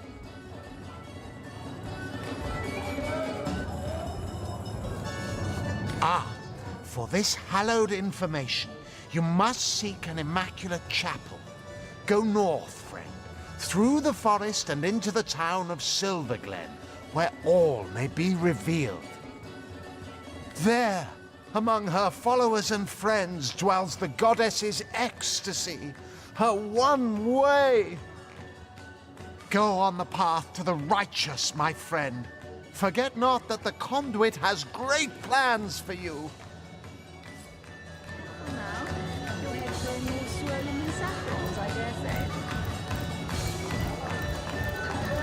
Greetings, Source Hunter. I don't mean to hinder your investigation, but I can't open this door.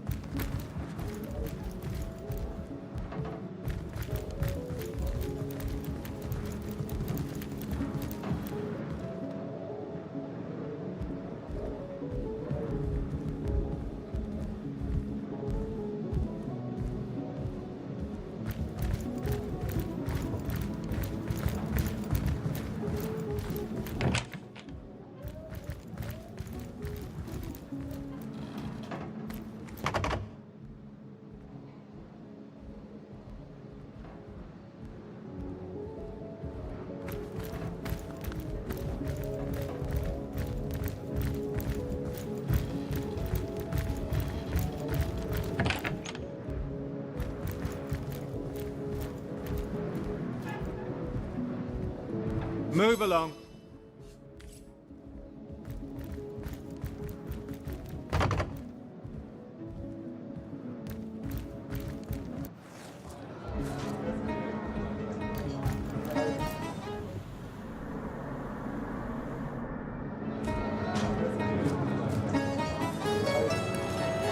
Whatever happened to that troop of eager imbeciles we sent to the northern cave? Do I seem like the sort who concerns myself with such things? You'll be concerned enough when you realize that reward money won't be lining your pocket. Really now, I can't afford to indulge in chit-chat with my legion of followers. Even at you'll be dealing with Ahu's little abomination, will you? I'd go myself, but I'd fear I'd end the fight before anyone else got in there. If I don't leave a few crumbs for the newbies once in a while, they'll accuse me of stealing the spotlight, you see.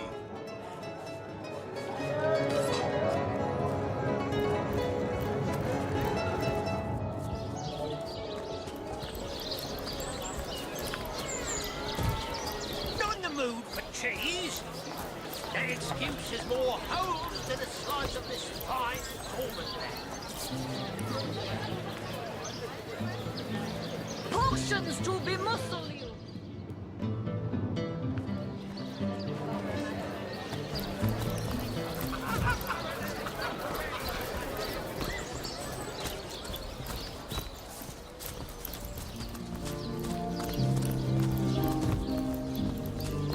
What a strong and handsome officer you are, kind Septimus. You must have fought lords above. Grant me patience. You're a source hunter, aren't you? Here because you think I killed my husband. How many times do I need to state and restate my complete innocence in the matter? I am Esmeralda, wife of Jake, and now, alas, his widow. Poor man. We were both so young when we married. He so rich and I so poor, but his one and only princess just the same. Like I told just about every legionnaire in town, I don't know anything about poor Jake's murder. I want his killer found and tried, but everyone suspects me of this evil deed. And you're no different, are you? So what happened? Some of them tittle-tattling crab chasers down the pub call me a murderous gold digger and you believe them? These insinuations truly go beyond the pale. Oh, I think I'm getting one of my headaches. Starstone? I've never heard of such a thing. Dear Jake had a mineral collection, yes. As far as I knew, it was one of his pastimes, nothing more. Do you mean to imply he collected something dangerous? Something that may have gotten him into trouble? Oh, this is all too much. I feel like I'm drifting from nightmare into nightmare.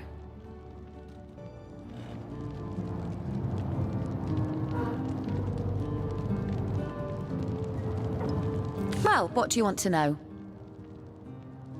Can you tell this is the most ancient city in Andervale? That pagan statue jutting out from the harbour is thousands of years old, in fact.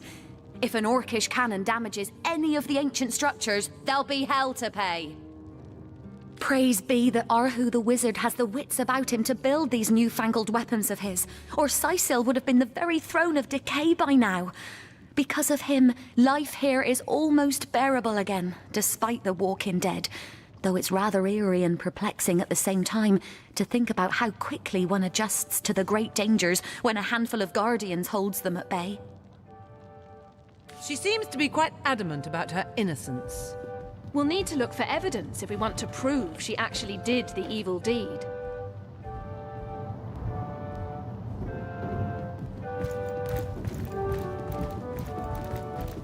The hunter returns! I hope you are here to shop rather than sleuth. Well, what do you want to know? The hunter returns! I hope you are here to shop rather than sleuth.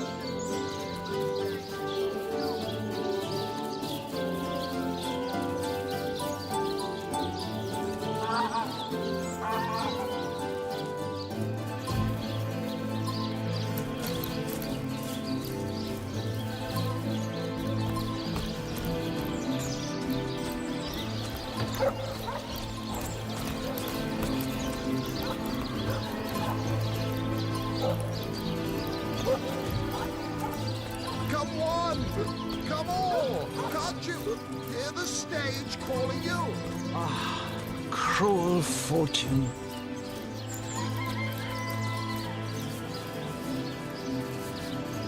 One coin or two, noble spirit? One coin or two? Oh, I am a happy man, and certainly a humble one now. It turns out losing it all has its own share of benefits. Ah, a fool once was I, and ever seeking greater satisfaction than that which I already enjoyed. In my folly, I sought the counsel of those notorious Watcher statues on the western cliffs. Their guidance ruined any small fortune I might have had, but certainly granted me humility. I'd heard they were not to be trusted, that they gave fools' advice to the fools who sought them, but somehow I believed that I was the exception. They told me that I would find fame and renown if I renounced my worldly possessions, all my worldly possessions, and became a great figure of piety and humility. Fire, the most thorough cleanser, was my method. But as my house burned in front of me, I felt no elevation, no piety, only the sudden weight of my own idiocy upon my very soul. May the soul of Astarte smile upon you, kind stranger. Thank you, kind one. So those statues told him he'd have to renounce his earthly possessions to become a spiritual leader, did they?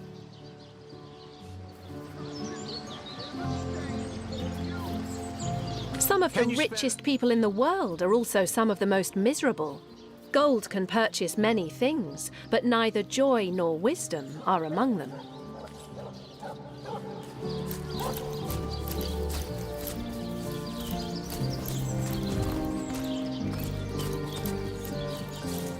Sorry, sir. Can you spare a coin? You Sorry, think that's sir. funny, Private? You don't Sir, think it's a no, fact, sir. do you? Come on now, I pulled her off you before she could That's do it, it. troops. Train up while you can.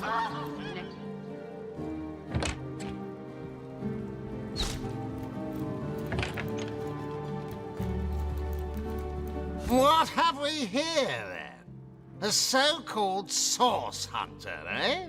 Well, look, do what you must in Sicil, but don't make waves and don't interfere with the Legion's affairs, you hear?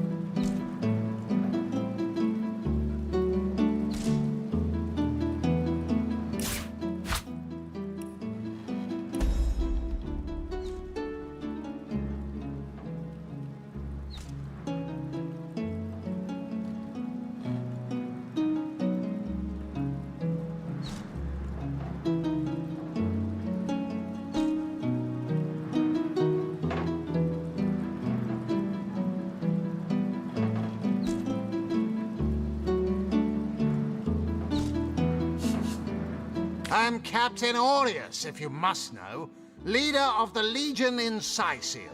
By which I mean I have the enviable task of commanding a battalion of walking dead. For I fear it may well be but a matter of time before the undead undo all my soldiers and turn them into driveling hordes of their own misshapen number.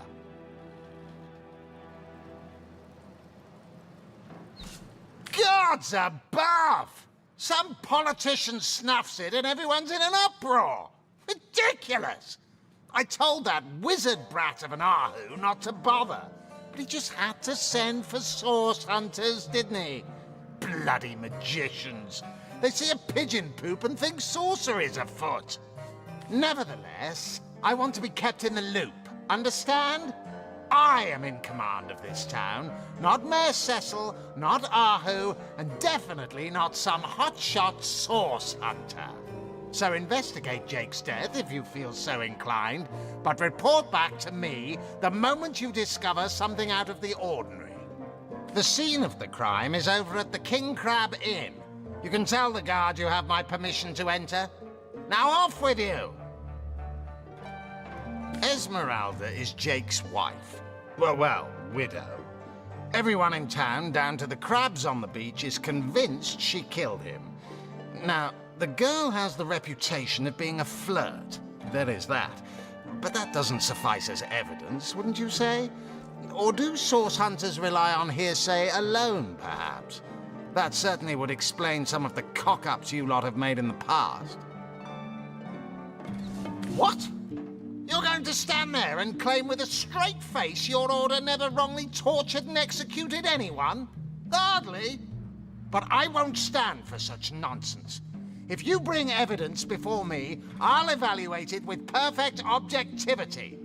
The Legion relies on reason, see? Not idle superstition.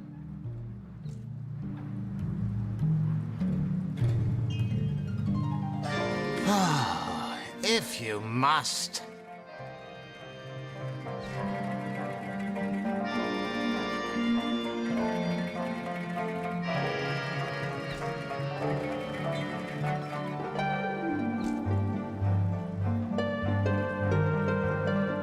Bravo! Figured that one out, did you? I hadn't been stuck here for 2 years because we're being besieged by fluffy kittens, you know. Those brain-feasting freaks out there keep on coming, and it takes all the sword arms and all of Ahu's half-baked contraptions to keep them at bay. Keeping them at bay, that is all we do. Were that I could break their backs once and for all. How am I enjoying it? Are you spoiling for a fight, Hunter? Are you? Syceal stinks of fish, reeks of orcs, and on a good day, the wind disperses the stench of decomposing corpses. I can't remember the last time I had a proper piece of steak, and by now, I retch at the mere sight of sardines. So in conclusion, I am not enjoying Syceal. We are the pride of Rivellon, to be found and to be seen everywhere. We don't hide in the dark and lurk in corners like some I could mention. No, we protect the civilized from the barbaric, and we do so impeccably. I'd say they're looking for weak spots in our defenses. They can't make an attack over land for fear of Ahu's magical machines, so they're trying their luck by sea. They won't succeed, though. Not against the Legion.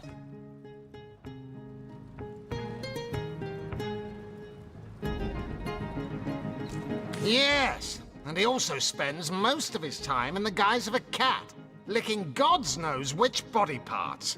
Sects, sorcerers. He'll be seeing flying carpets next.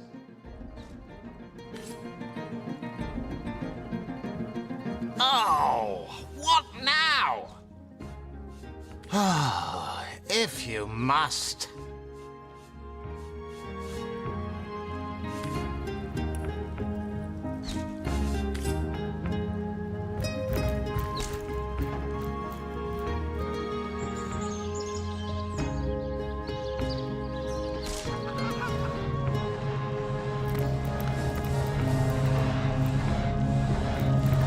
Source Hunter, welcome, welcome. But certainly, what would you like to know? Oh, I am but a wizard, a guardian of man and beast, and indeed I am both. My body, like any other, is bound to temporal decay. but my spirit is a speck of light that shone forth from the eternal sun that is the cosmic soul. My task upon this earth is to protect the heart of nature, the very antithesis of which is the intrigue spun by demons and directors of the dead. Hence my involvement in Sicil. You see, my one desire is to witness a world in which every mother looks around her and purrs with calm contentment, for she knows that her chicks or children, her cubs or calves, will grow up without knowing the meaning of menace, the enfeeblement of fear.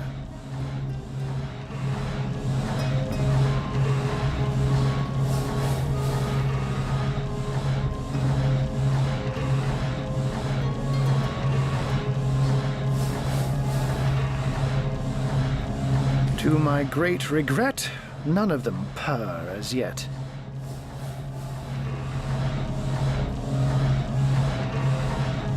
Oh, but that's not a trick. It's a blessing. Or does it surprise you that I enjoy taking a feline guise? Such magic is a gift, Hunter. To tread upon the realm of instinct, even articulate speech, perhaps humanity's greatest asset, cannot give expression to something so inextricably innate.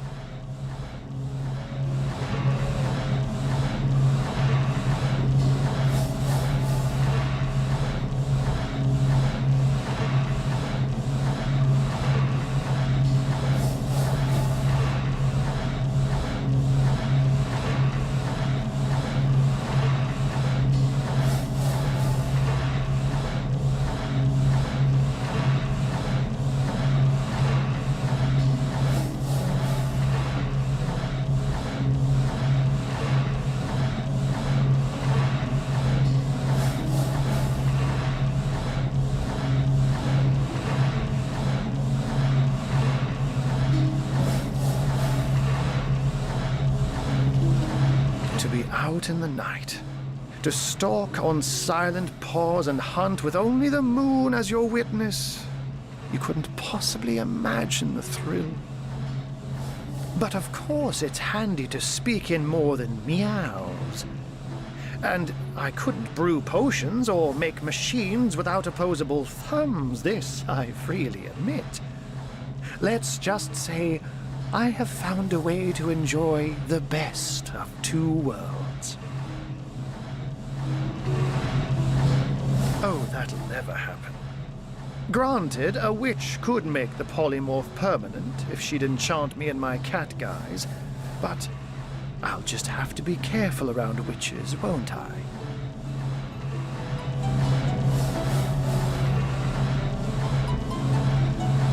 I'm my own wizard, you know, and I don't intend to become anyone's familiar. By all means. Of course, I hope your investigation fares well. I can but piece together what few morsels fell from the grapevine into a rather disappointing meal, I'm afraid.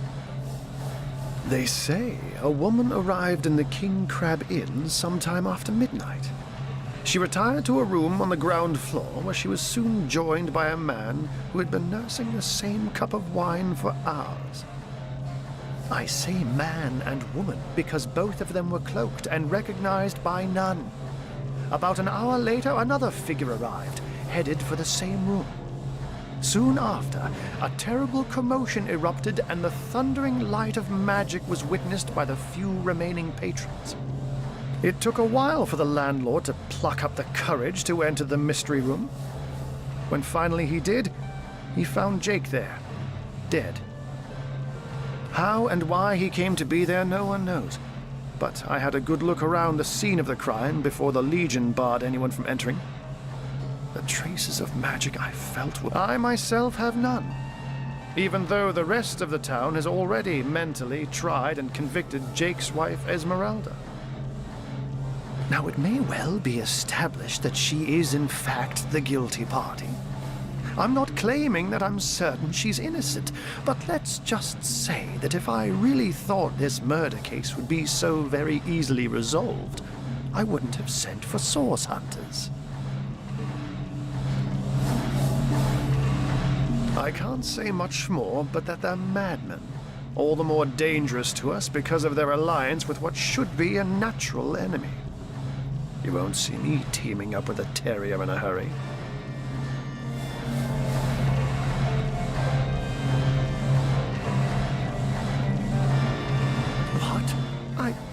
I'd never.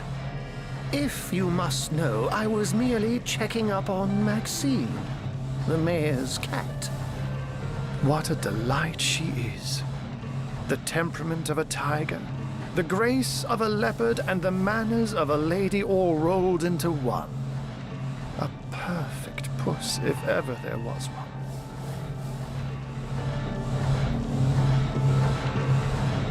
And what might those be? One of them failed? Who is the mongrel that dares to question my engineering expertise? I take it the mutt in question was referring to the Sparkmaster 5000. It isn't failing, it just became... well, it became self-aware. Frightfully annoying when that happens. You know what? Here's the remote access device with which I used to control it. There's a manual for that somewhere around here, too. Yours, if you can find it. I really should invite Victoria one of these days, so she can help me organize my mess of a library. Those who are raising the dead dwell among us. They simply must be. But even though I've spent many a night leaping from tree to rooftop, watching on as citizens stagger home from the inn or simply burn the midnight oil, I haven't spied a single soul worthy of true suspicion.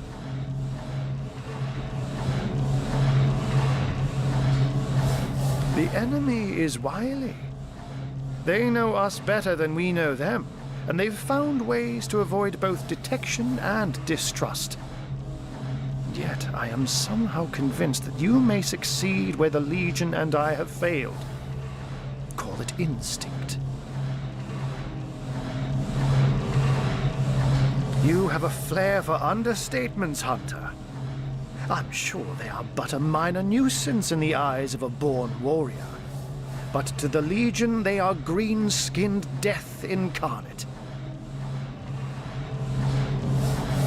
Until they conclude what mischief they intend to see through, or, less likely, they are conclusively defeated, we can but bar the gates and hole up like mice while the cats are on the prowl.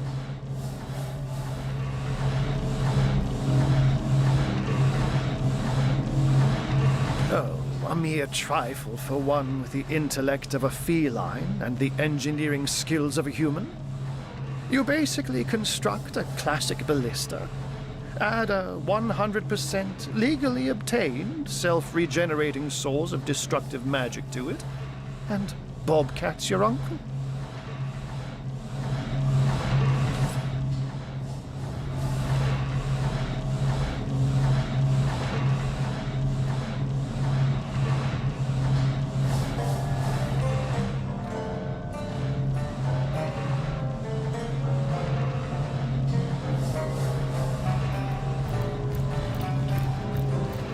I've got my eyes on the prize.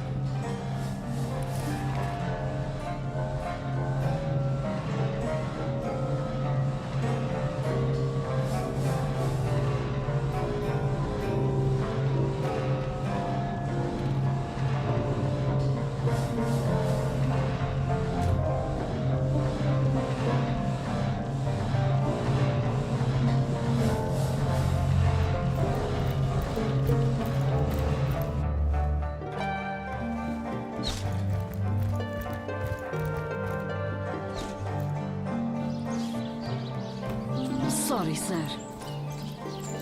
You don't think it's infected, do you? Come on now, I pulled her off you before she could do any real damage.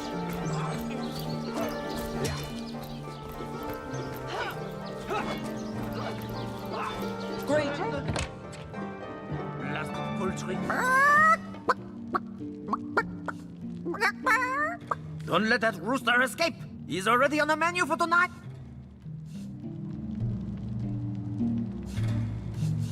Wait a minute! I don't want to see this poor chicken here slaughtered. I want him free! Free! Free!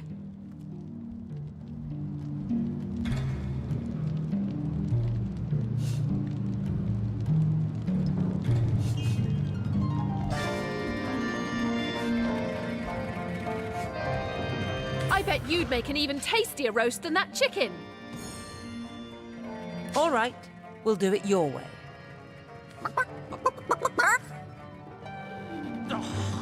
Why did you let my chicken escape? You let my chicken escape?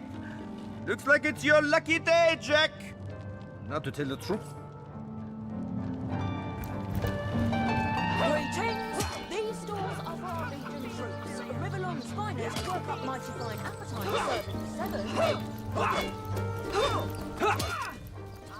Someone leave an oven door open? Cecile! Toasty!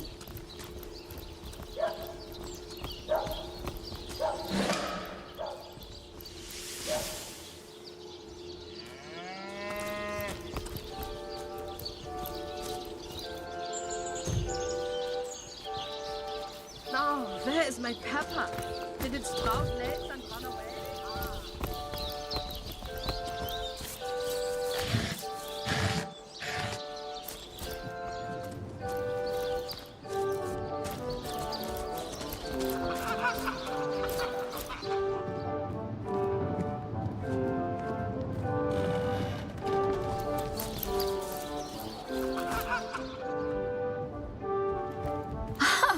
Fancy that!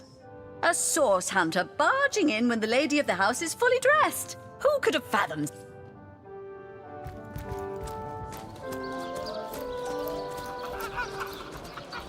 They say he's privy to ancient and arcane secrets, the likes of which I doubt you could even fathom, old friend.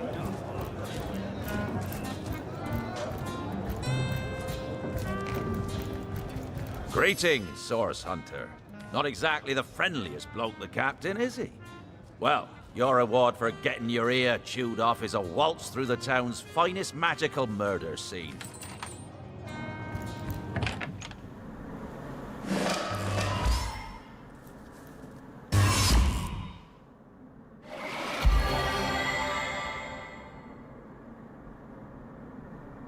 I guess someone else got here first.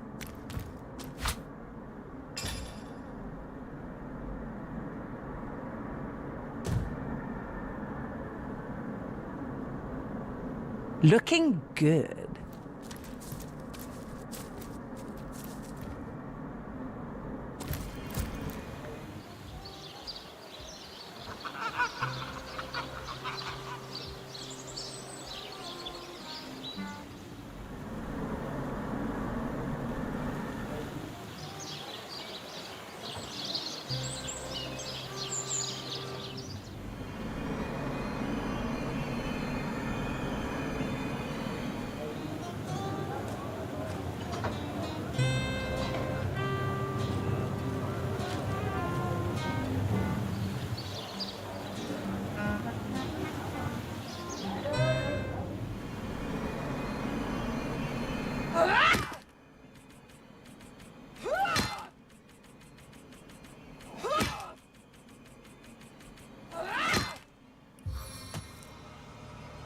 We've come too far to lose to such foes.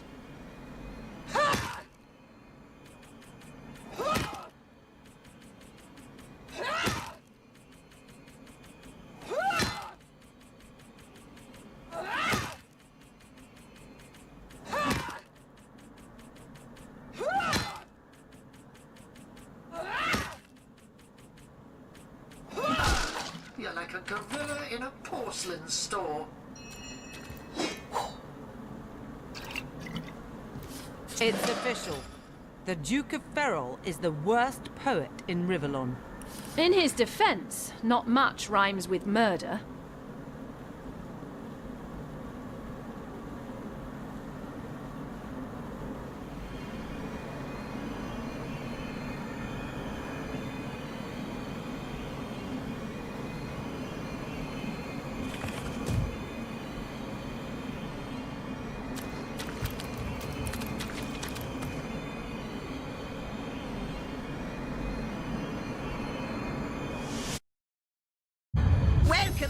Source Hunters. I've been eagerly expecting you. You found another star stone, haven't you? Go on, go on. Ask me how I know. Ha! Mere child's play when you know what to look for. And luckily, I do. Do you remember when you first arrived on this plane? When the dormant portal that led us to this hall sprang to life? It's happened again, my friend. Another portal has reignited. The end of time is growing by the stone. It's all connected somehow. You, this place, the void, the stones. Soon we'll have unraveled the whole truth. Oh, how I do love a good mystery. You don't imagine that I'd presume to explore it before you? No, no, no, that would be most unmannerly. And not to mention, well, No, I'm sure it's nothing. It's just that beyond the portal, I sense a presence that I can't quite account for. It is at once powerful and faint. Perhaps only a shadow, perhaps more. But this is only speculation, of course. Come, come, let me show you the way. Once you're through, you'll be able to report exactly what we're dealing with.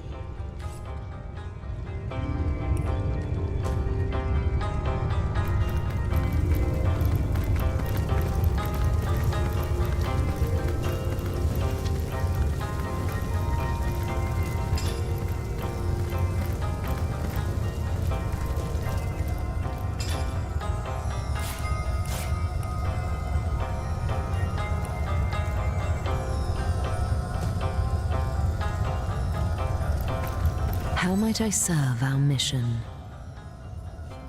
Ask, and I shall answer, if I can. I am the Weaver of Time, as I have told you. Though my existence is one that falls behind and yet far exceeds the verb, to be. I am but what I am, and that is task. It is the same for the historian. Chroniclers both are we of the epics of eternity.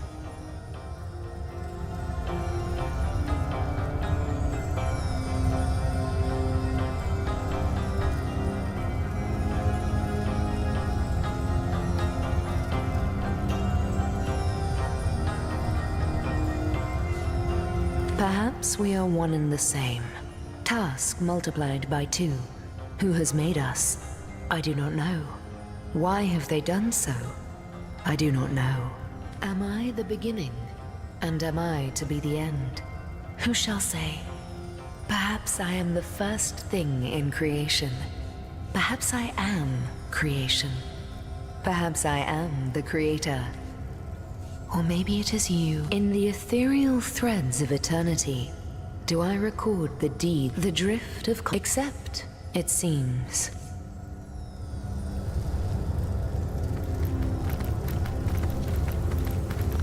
I wonder who awaits you in the next...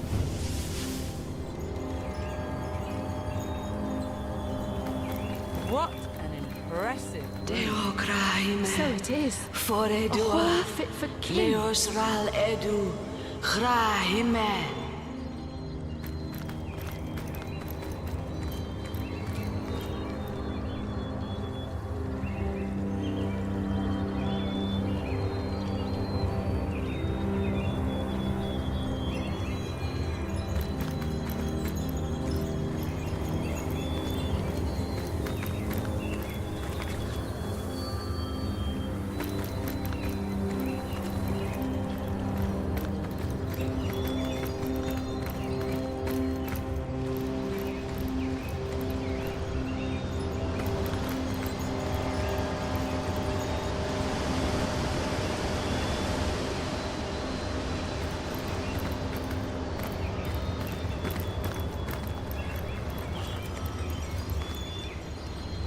You. It cannot be you. But it can only be you. The Guardians. Those I deceived. Those that deserted me. But oh, how weak you have become. As weak as you used to be strong. Look about you. You used to lead, and now you follow, ignorant of your faults and ignorant of your fate. That it has come to this. Woe to the world that it has come to this. He won't believe me, the fiend. But they have come, as I prayed they would. Could they save me yet? Is there still hope?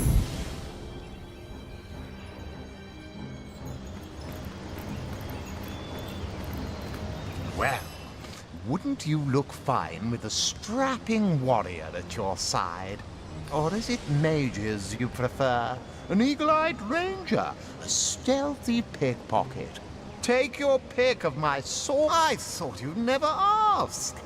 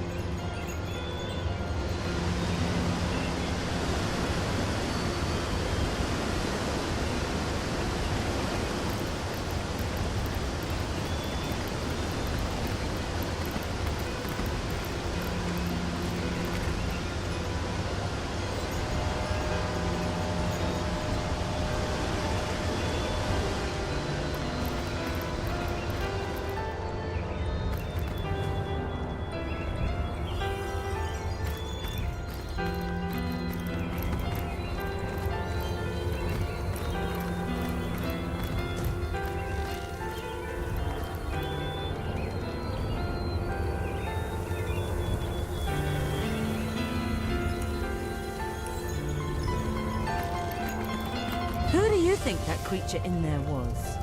I haven't the foggiest. But the eerie bit is that she seemed to know us.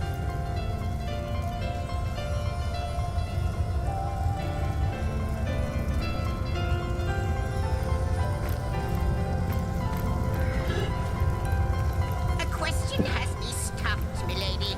Why are there two of us? Good to see you on the shelter plane. A home away from home, is it not?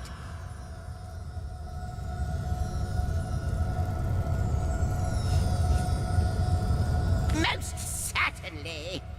Ah, yes, the Hall of Heroes. Once upon a time, great feasts were held there in honor of heroes graced by the gods themselves. In that room, mortals and immortals dined side by side. I can't think of a better place to gather new heroes, should you come across such rarities, so that when needed, they can serve you in your quest against the void. Like you, she is a mystery. But she seems to know you, doesn't she? Perhaps you'll meet her again, and we'll learn more about her, and about you. Like the imp said to the ballista operator, shoot!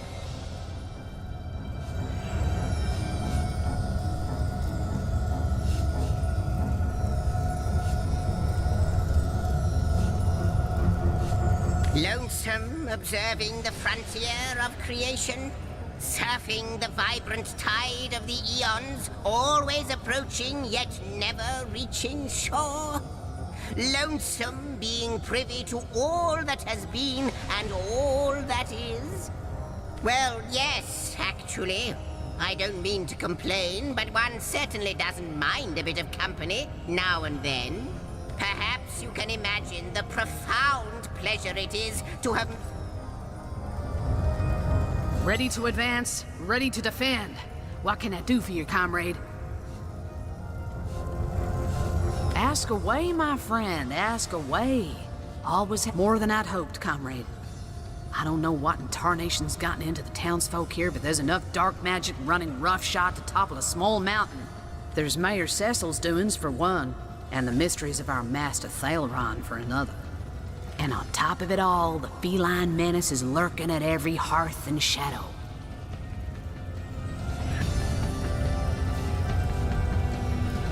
Now, don't get me wrong, I think the mayor's a decent sort, even if he can't hear farther than the tip of his nose.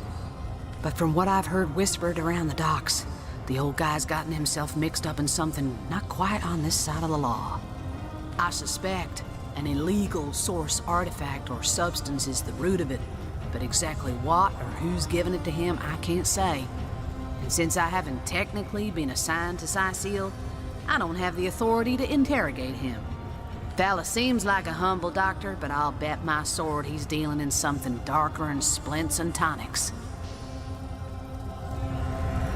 The loose-lipped legionnaire let slip that she'd seen our good doctor scale the city wall on 2 separate occasions, well past midnight each time.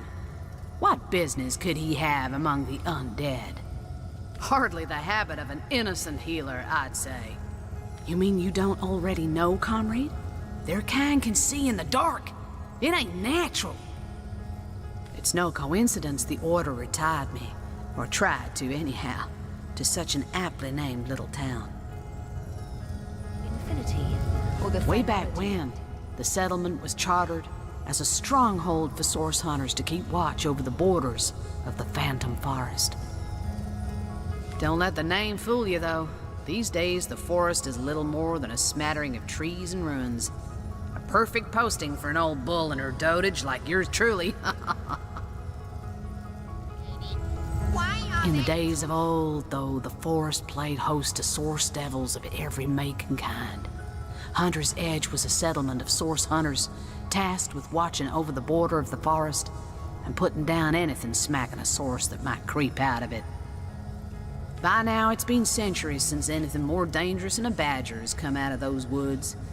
By and by, the source hunters moved out and regular folks set up shop.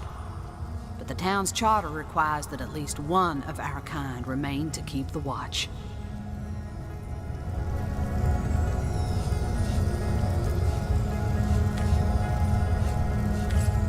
I wonder, do you know more about the Void? What it is? What lies at the heart of it? What lies at its heart? Why, nothing, of course. The great absence of all that even the gods cannot comprehend. It eludes us, like infinity, or the finality of tick-tocking time.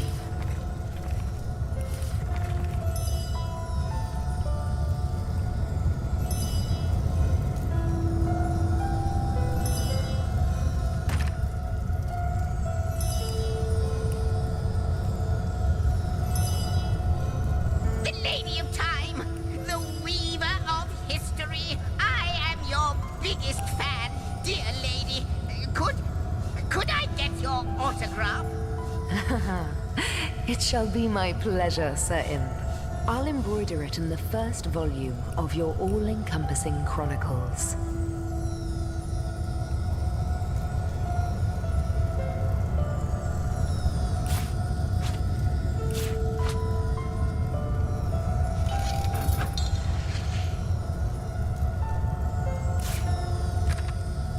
I wonder, do you know more about the Void? What it is? What lies at the heart of it? What lies at its heart? Why, nothing, of course. The great absence of all that even the gods cannot comprehend. It eludes us, like infinity, or the finality of tick-tocking time.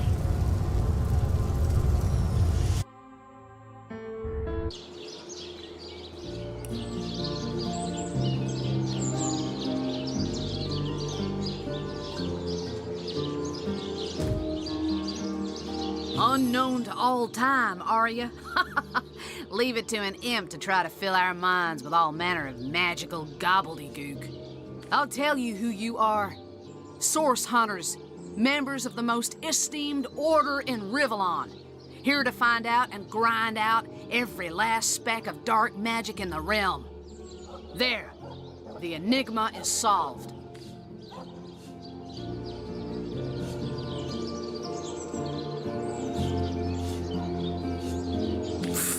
What are you? You think I'm... No, comrade. You can keep the honor of being the object of the Space Sim's special interest all to yourself. I just hope this fancy of yours doesn't interfere with your real job, or have you forgotten that little detail already? You're a source hunter first, last, and always, comrade.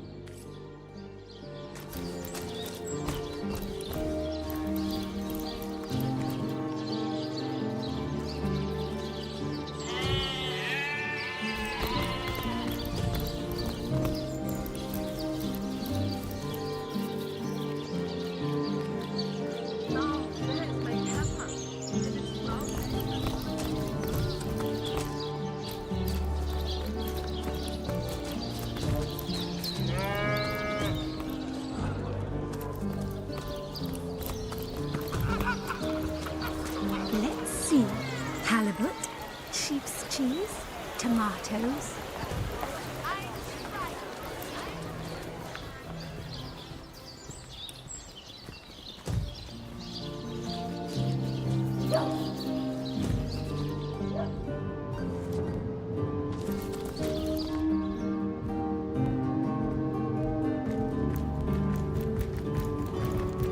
The hunter returns!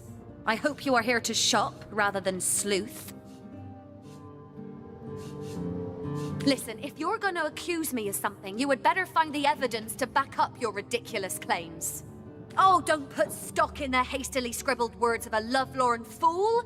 This letter, it was a show of passion! A poorly worded passion I did not echo in the least. The Duke, he's like a spoiled child. He's not a man.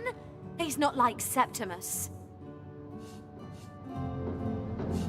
I am Esmeralda, wife of Jake, and now Starstone.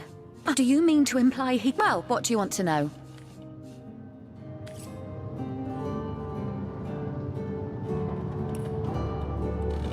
So tell me, Septimus, would your wife or sweetheart be compensated by the Legion should tragedy befall you on the battlefield?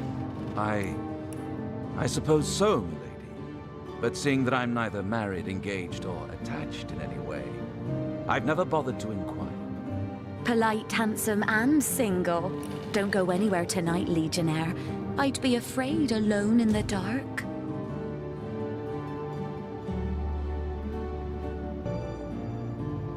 Legion's greetings. I have been informed about your heroics on the beach. Were that I had been there to partake in the battle. But my duties lie here, sworn as I am to protect Lady Esmeralda from the rabble that would enforce summary justice on her, even though she is, until proven guilty, wholly innocent. I am Septimus, 7th son in a household of 9, legionnaires all. Me and 2 brothers of mine were assigned to Sicile from day 1. Alas, both of them have long since fallen in battle against the dead. But never shall I lose heart. Long as a single legionnaire stands, all of us remain undefeated in the eyes of the gods. So fair a lady I have seldom seen in all of Rivellon, my friend. And I have traveled more extensively than migratory birds do. She stands accused of murder, but in my mind, her presumed guilt is a fallacy, and indeed a fabrication. Steadfast will I guard her. Never will I waver unless absolute proof of her culpability should be brought before me. And I hold no such proof exists. Jake's murder is, in a word, a tragedy. He was well loved in all of Sicile. The Council of 7 couldn't have wished for a better ambassador. That he of all people should have braved the undead siege for so long, only to be felled by foul sorcery, is heartrending. You claim to possess evidence that implicates Lady Esmeralda in the murder of her husband? Well, let's have it then.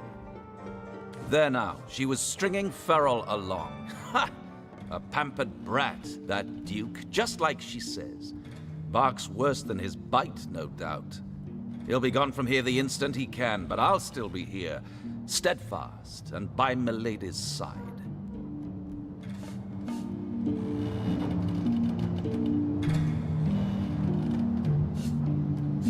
And what questions are those? I hold by the belief that this place is cursed. First, the undead, who are getting more vicious by the day, mind. Then the orcs, who don't seem to understand when a war's been lost. Something about this place seems to inspire the worst in those savages. I remember waking up with a head full of hammers 2 years ago. The drill sergeant barking away, "Up you get, lads, we sail for Sicile. Them's in need of the Legion over there." They certainly were, and they are still. Only, we cannot grant them victory. For I have yet to see the mortal soul that can put those undead bastards to rest once and for all.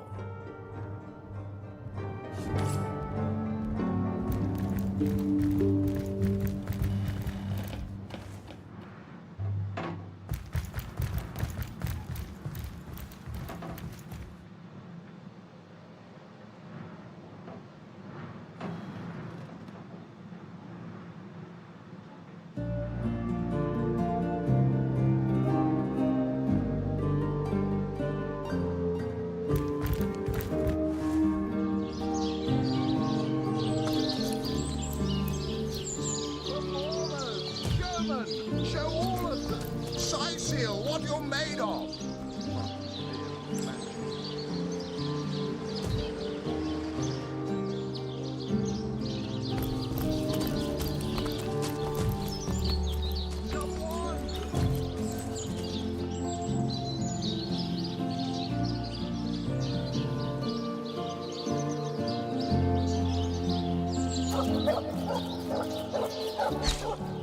Sorry, sir.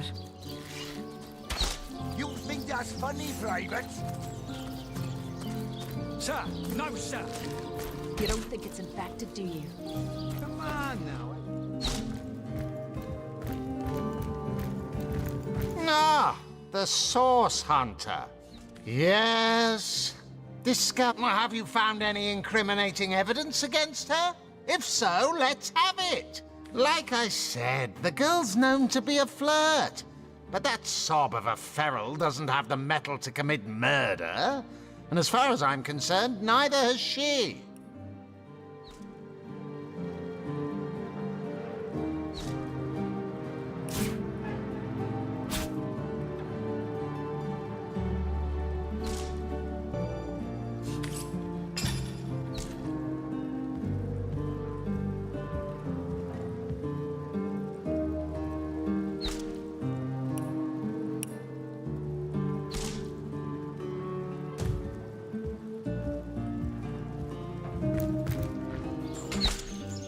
just...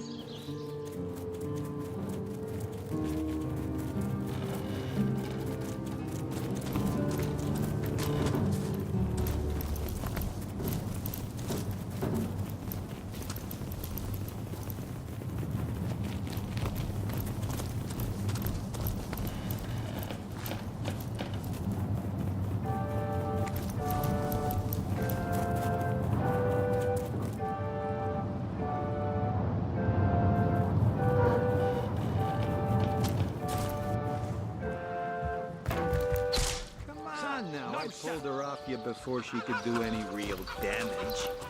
Any real damage? Are you joking? I've been mauled. I'll be disfigured for life.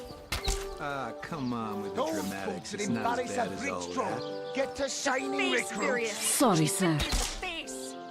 Look on the bright side. Everyone knows the ugly soldiers are the most ferocious. Ugly will be the least of it. The beast looks rabid. In that case, you'll have the Those pleasure of folks are putting her down embarrassed at yourself. Bridgestone. Get to shining recruits. Sorry, sir. The beast speaks, so you'd have a brain You behind think the that's girl funny, wall. Private? The cretin's question crossed Sir, her lips no, and sir. aped an air of aptitude. Hey, Tull, I think that was an insult. Don't pay attention to the beast.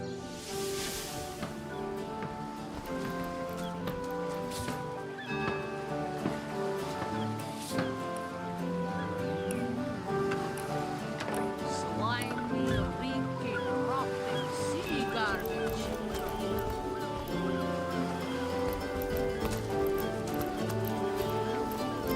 Halt! These gates are to remain closed at all times. Captain's orders. Wait a second. Well, I'll be a little red imp's uncle, the Source Hunter. Sorry for the gruff treatment. I didn't recognize you right away. Please tell me, how can I aid the investigation? You can see security's tighter than ever around here since that surprise attack the Orcs put on a fortnight ago. They did enough damage to shake up Ahu and Captain Aureus something fierce. We can only hope to hold back the undead and these left-field orc attacks long enough for reinforcements to arrive. I don't think you're quite ready to head out into the wilds to me. Also, a party of 1 or 2 runs the risk of being outflanked and outnumbered. I'll bring some backup if I were you. Of course, the choice is yours, but are you sure you want to venture out?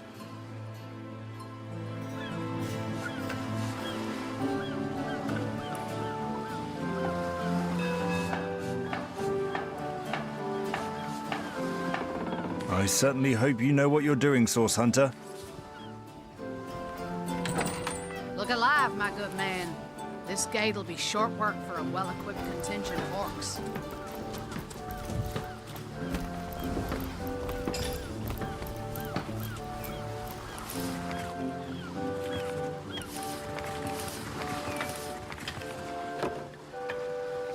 Slimy, reeking, rotten sea garbage.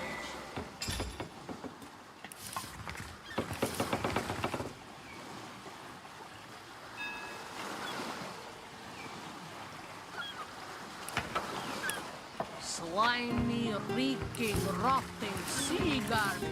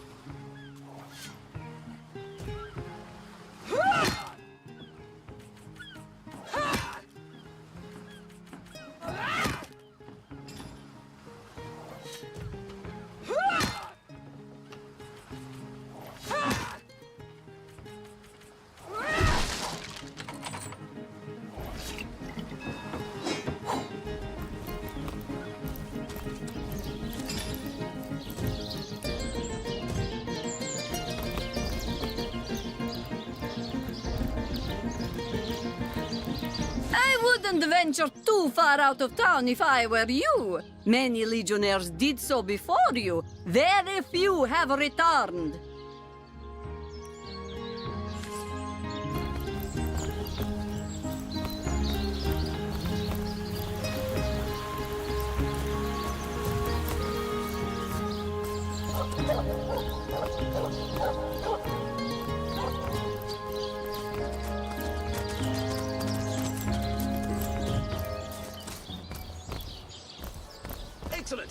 Let's keep it that way.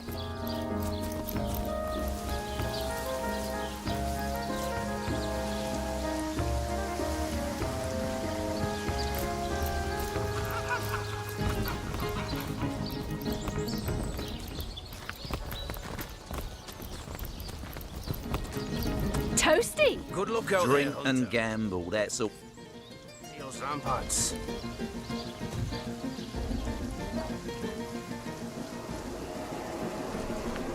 Warm as dragon's breath!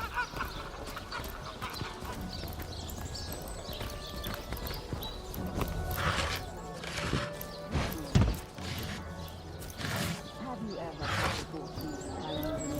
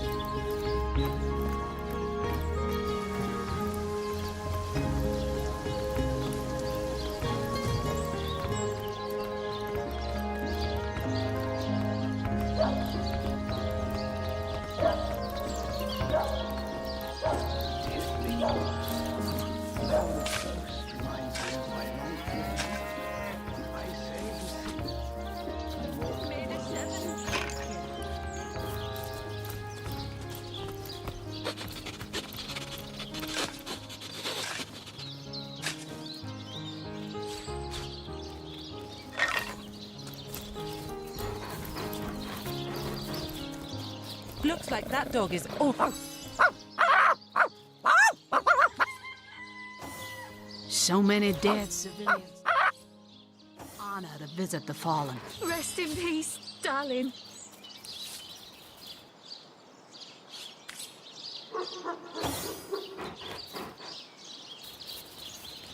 Oh! Peace be with you, traveller. May your lost loved ones rest in peace. I once lived a prosperous life with my husband and our happy little daughter, Loni. But when the undead plague broke out, my dear husband was among the first killed. Loni never recovered from the loss. And when a group of mercenaries, predators, more aptly called, came to town dangling the opportunity to annihilate those undead devils, Loni lapped up their rhetoric and joined without so much as a backward glance.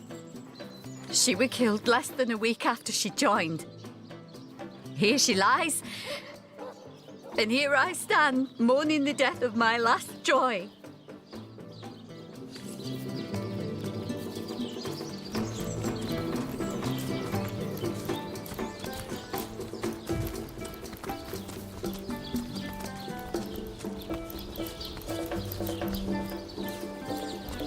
Good luck out there, Hunter. The Legion stands at the ready. You don't look like you're quite ready to head out into the undead-infested wilds to me. Also, a party of 1 or 2 runs the risk of being outflanked and outnumbered. I'd bring some backup if I were you. Of course, the choice is yours, but thank you for heeding my words of warning, Hunter.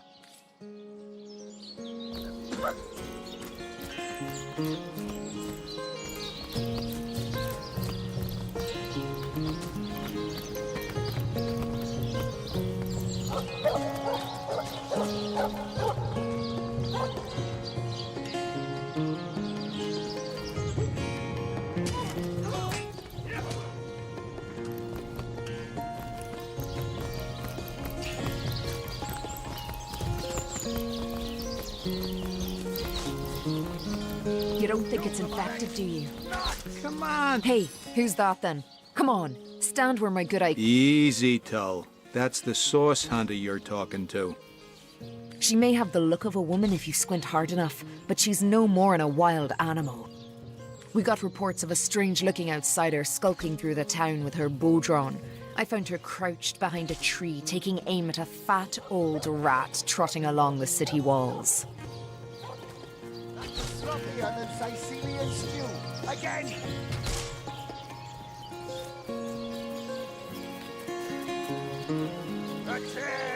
Attention! About face! I tapped her on the shoulder to see what was what, and the beast startled like a wild cat and lunged right at me. Bit Tullia right in the face, she did. It wasn't pretty, and now it's got a chunk ripped off it to boot. Enjoy it while you can, Ver. There's not another legionnaire in the cohort that'll have you if I go rabid. Well, that's to be decided. She doesn't seem to be sick, despite Tully's moaning. We can't keep her here forever, but we can't well send her into the wilds again, can we? Those boats are embarrass a bridge crew. Get to shining recruits. Sorry, sir.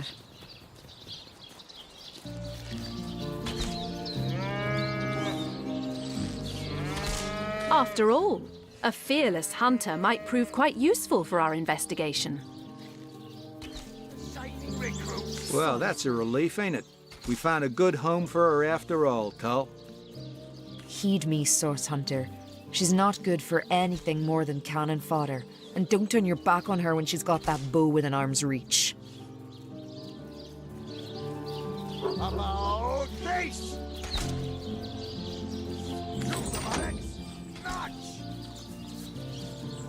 Source Hunter, I have heard tales both grand and terrible about the world of humans. I myself was caged one moment and freed the next by our kind. About face! To the barracks! Notch! Recruits! That was sloppier than Sicilian stew. Again!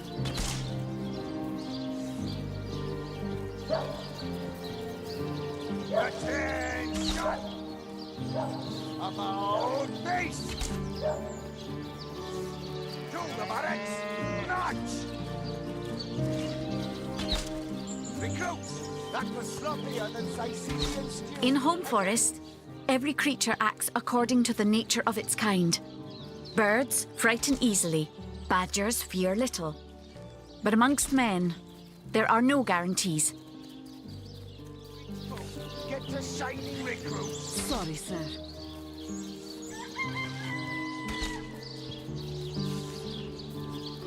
Attention! About face! To the barracks! It is difficult for me to claim humanity as you do. I am still learning to see myself in the faces of those I meet. And those I meet do not always see themselves in me. It is strange to stand with one foot in the forest and the other in the city, Source Hunter. I am glad that now I have you standing beside me. Notch! Recruits! That was sloppier than Sicilian stew. Again!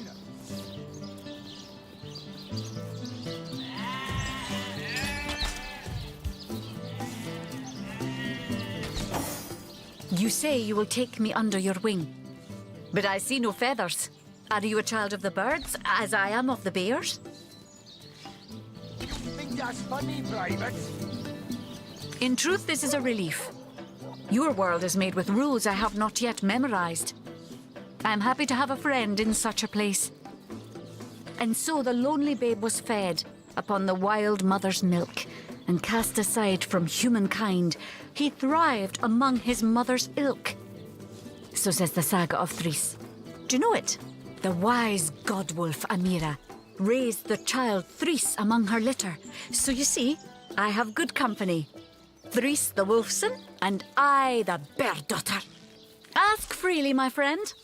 Your city is far more wild than Home Forest. In Home Forest, the rules are clear. In Home Forest, your strength and speed determine your fate. Here, a tiny screech woman, no swifter than a mudworm, might confine you into a tiny cage, and one must wait for a kind stranger to grant freedom. Get to shining recruits. Sorry, sir. Jarrett, wise Jarrett, taught me the bird songs of our people. If not for him, I would never have learned more than the beasts could teach me. A beast's life is to survive. A human's is to know. I am both beast and human, and so I must do both. You think that's funny, Private? I have learned all the bird song that Jarrett could teach. I remembered every word. These tales have brought me much pleasure.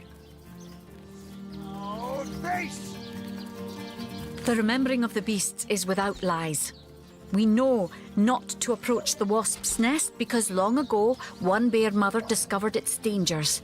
This she taught to her cubs, and those cubs taught the next. We do not remember Rito and the battle of the buzzing brutes. We remember only what is useful to us now. Rito will be forgotten. The beauty of the story will be forgotten, but the lesson will not. It is different between beasts and humans. I am lucky to enjoy both ways. He came to me when I was small, a fierce, wild one, yet unaware of the difference between the other cubs and herself. He called to me in a soft song. At first I thought him a great bird. We each reached out to the other. We found Jarrett visited me often, and in time I learned his songs and more. When he built a small cabin within Home Forest, I hunted his food and fetched his water by day while he studied his books and his magics.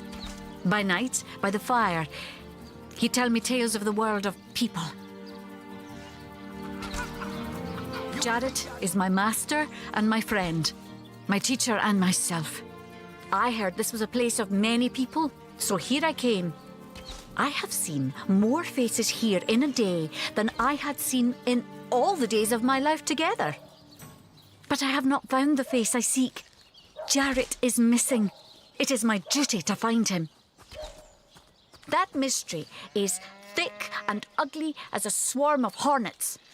It started with a great disturbance in Home Forest. A terrible disease came in the night and turned the birds and beasts soft and foul as carrion while they still lived. I watched countless of my loved ones die, rotted from the inside. When I ran to Jarrett to tell him what I had seen, his reaction was strange. He had no answer. The next morning, Jarrett did not emerge from his room. I left him be, but after 3 days I grew anxious. I broke down the door and inside his chamber was nothing. His equipment, his books, all but some scraps of parchment were gone. He was kidnapped and all his research was taken with him.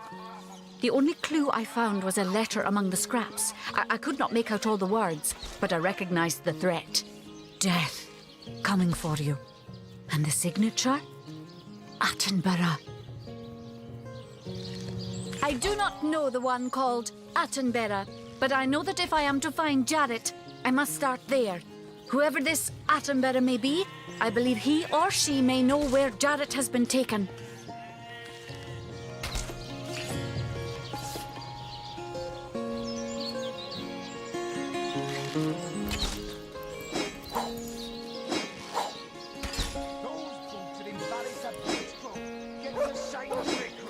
Sorry, sir. You think that's funny, Private? Sir, no, sir. Attention! About face! To the barracks! Nuts! Recruits! That was sloppier than Sicilian stew! Again!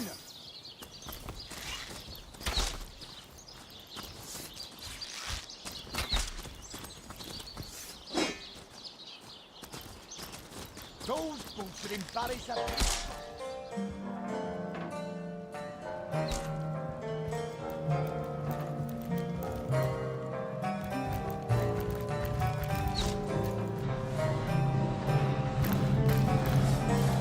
How can I help you, my friend? And what might those be?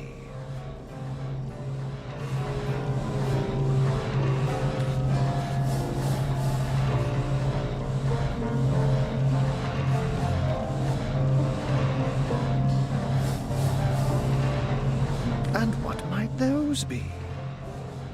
By all means. Of course, I hope your investigation fares well. It might be a bit late to inspect the body, in that it has already been...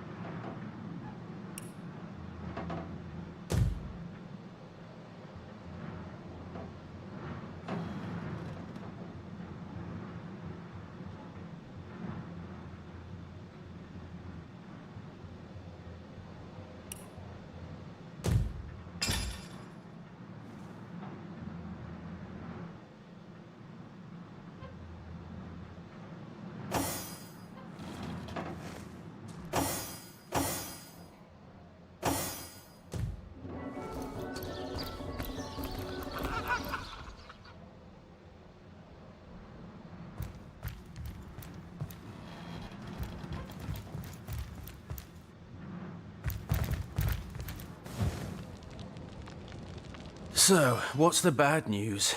More orcs rampaging through the docks? Or have those infernal statues sent another soul flying to his death? This here's my family business. Yes, there's been a Roberts escorting stiffs into the next life since the foundation of Cyseal itself. They don't write epics about morticians, but I'm proud of my work nonetheless.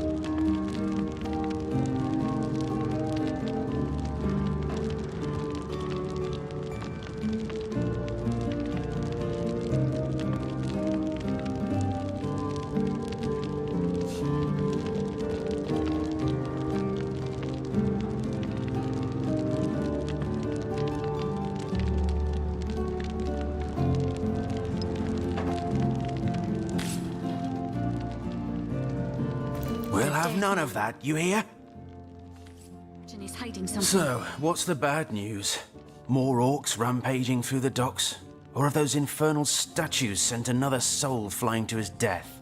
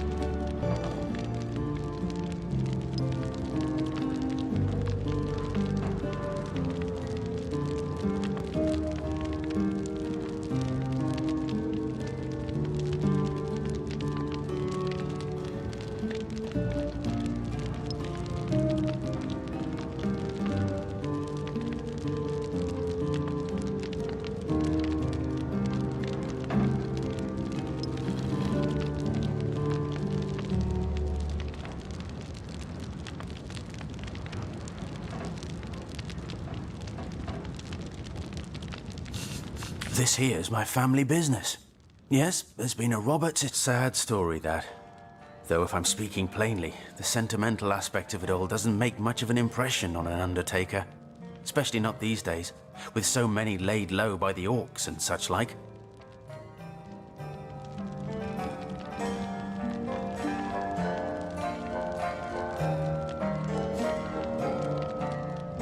I just concern myself with giving the remains a respectable exit from life. We set him to rest in the northern graveyard. Perhaps he can finally get a little peace. What about it? Didn't I just say we gave it a respectable send-off?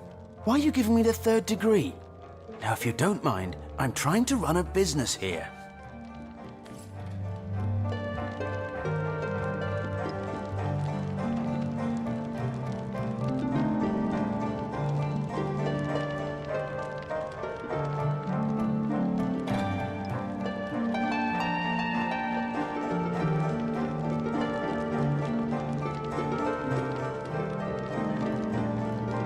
So, what's the bad news?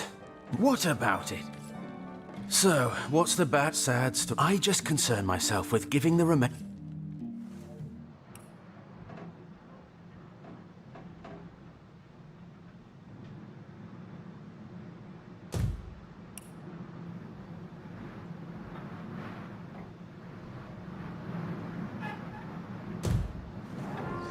Yet, I feel a cold inside my soul.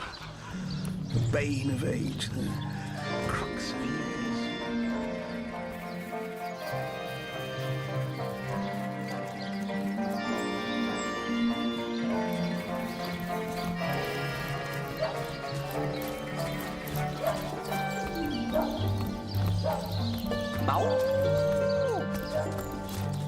Peace be with you, traveler. I once lived a prosperous life. Loaning, she were killed last.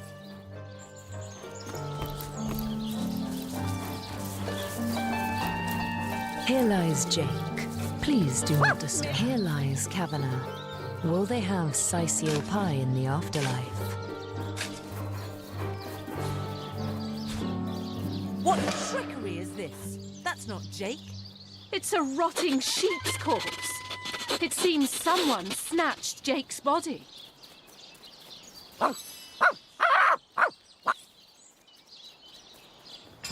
May the seven keep you.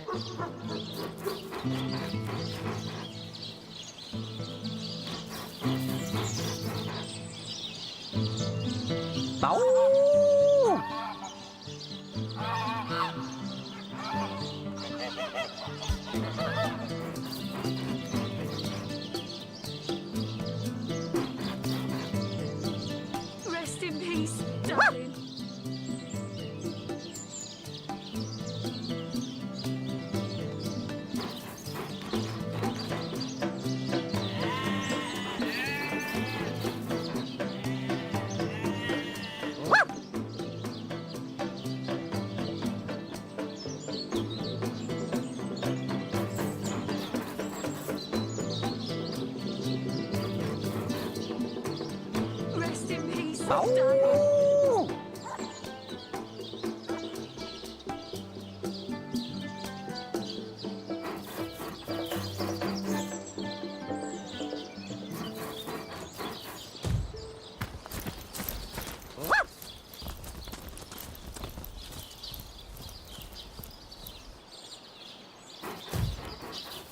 May the seven keep you.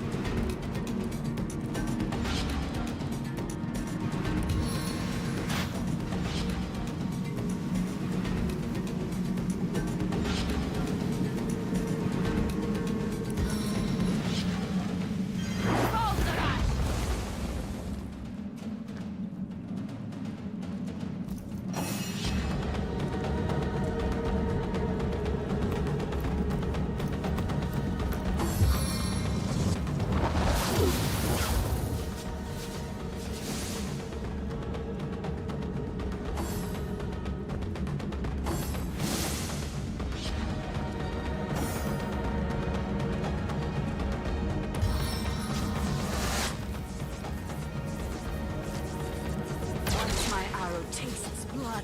It craves more.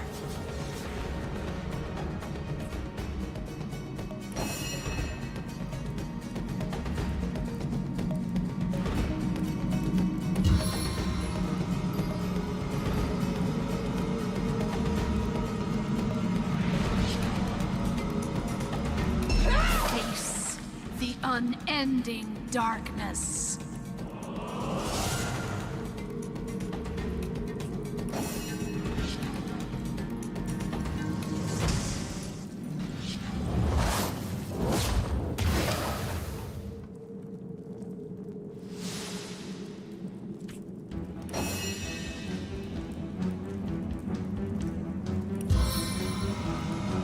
You don't have a leg to stand on.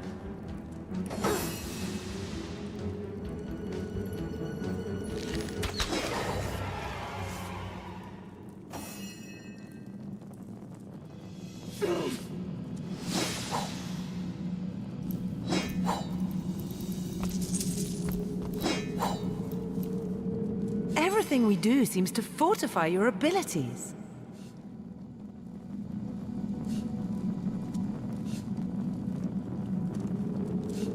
The team hardly enjoys being confused with your massive wobbling head.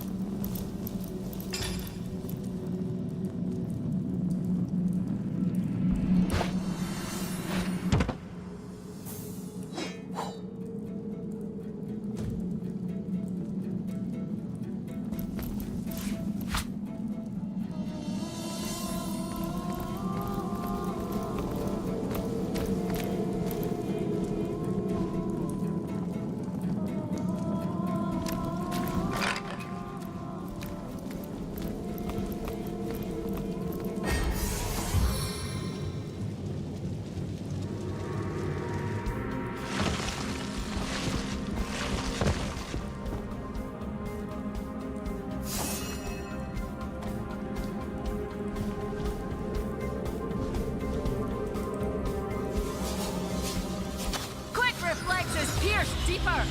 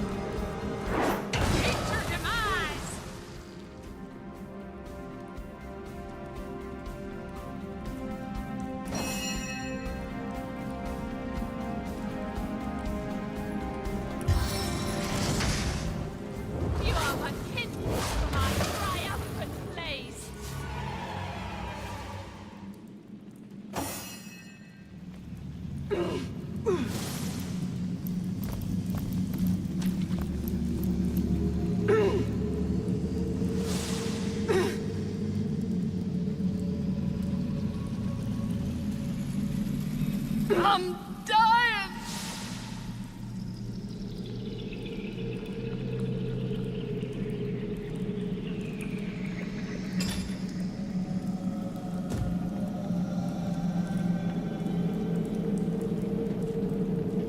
An invigorating fight that was. And what a killing blow you delivered.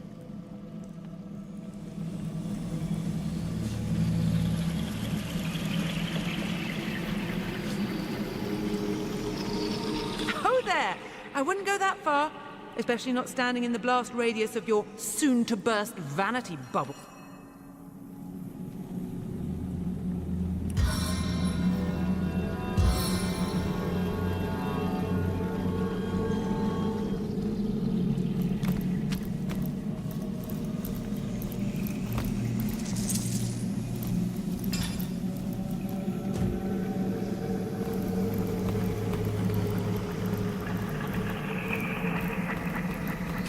I don't have the right tool for mining.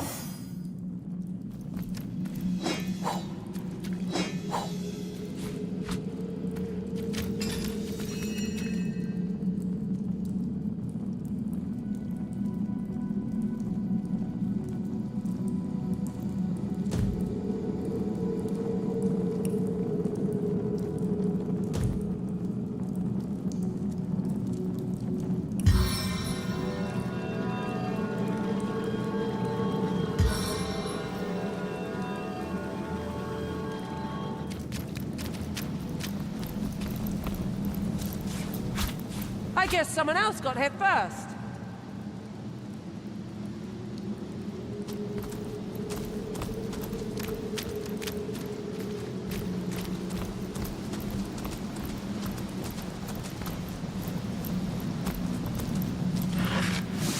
My heart beats too slowly to sustain me.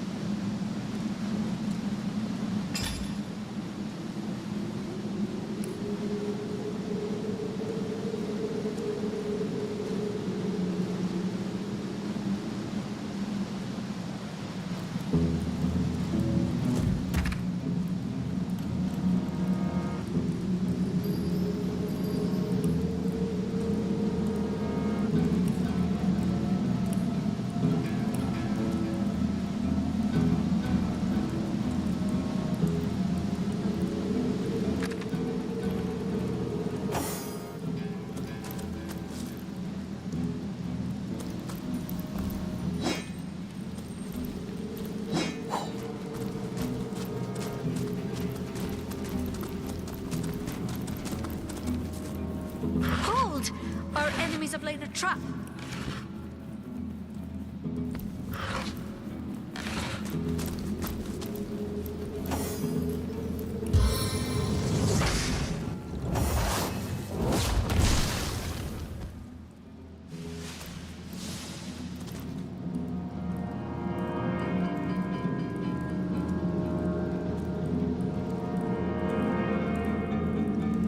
I don't have the right tool for mining.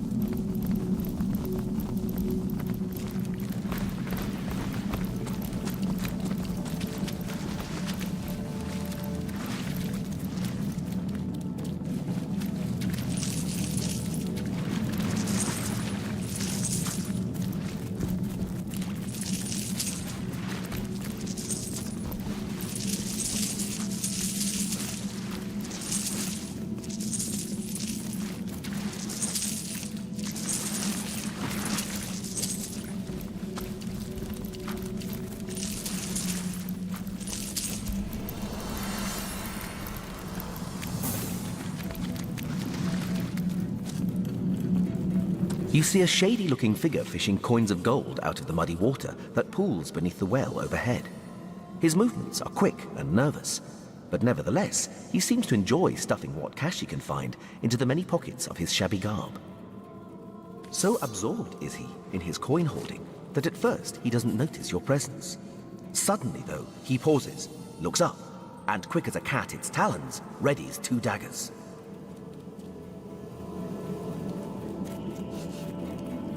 Your friendly tone of voice has immediate effect.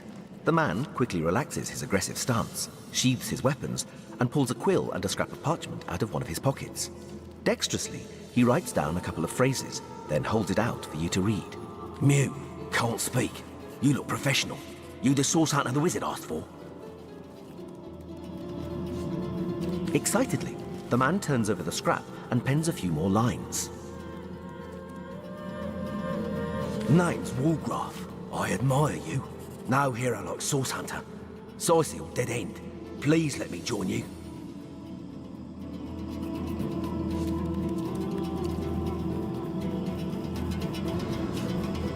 Walgraf nods enthusiastically and pulls a couple of ripped parchment pieces out from his vestments. Hastily, he covers them with words. I've been mute since I was a kid. Sorcerers took my voice. People think I'm stupid. I'm not. Get money, food where I can. Steal if I must. Not from poor folks. I'm a good sneak, good fighter, good with locks. See things you don't. Want to help you. I'm useful. Want to catch sorcerers. Make them pay. Please. Walgraf notices there's no room left in your party and shrugs his shoulders. Nothing he can do about that.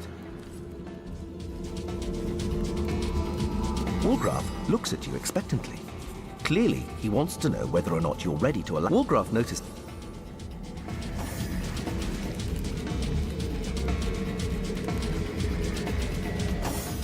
I am on the trail, Source Hunter. If you say so, Source Hunter. But take a lesson from the ancient king of Battlestone. Walgraf looks at you expectantly. Walgraf eagerly catches your gaze with a...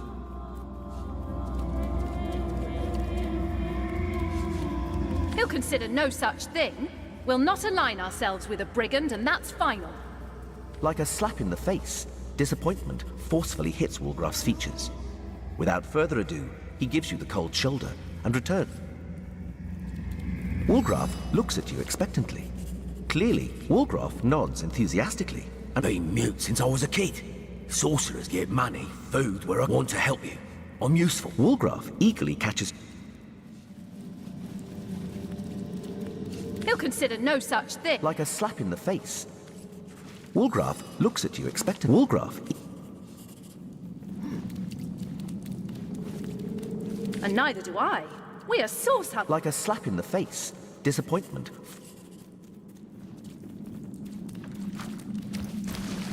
Sodden all the way to my boot soles.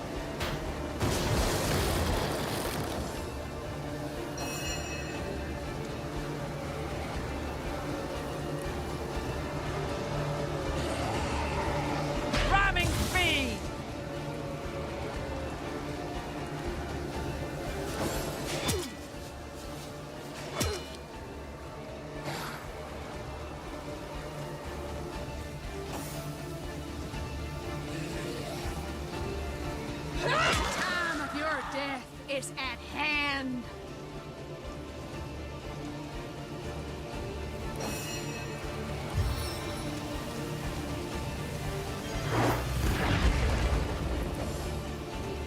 On the men!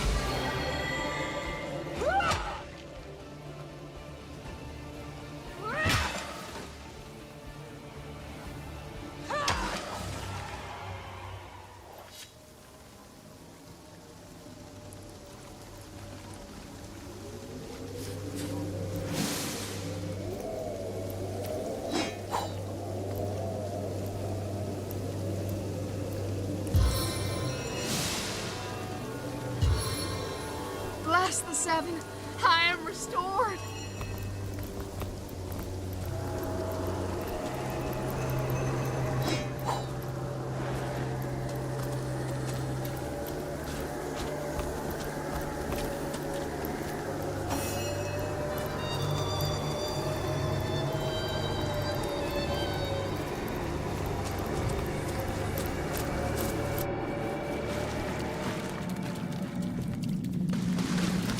Wolgraff looks at you. Wolgraff, He'll consider... like a slap in the face.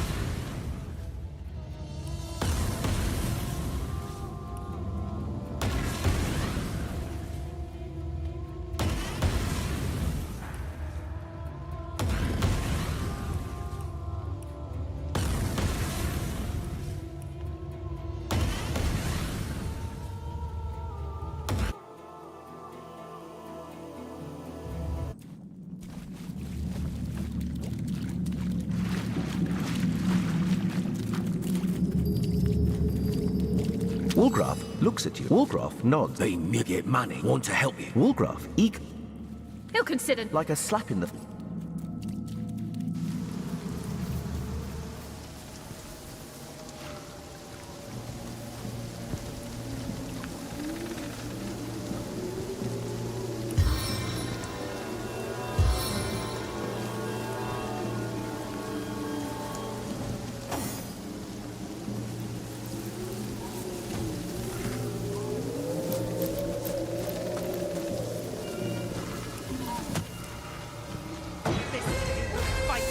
This day we win!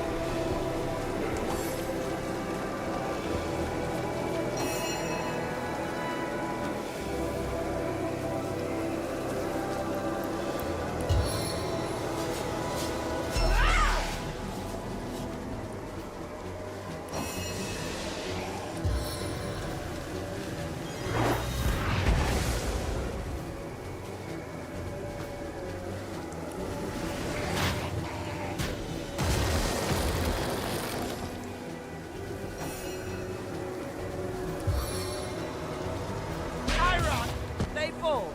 I like this game.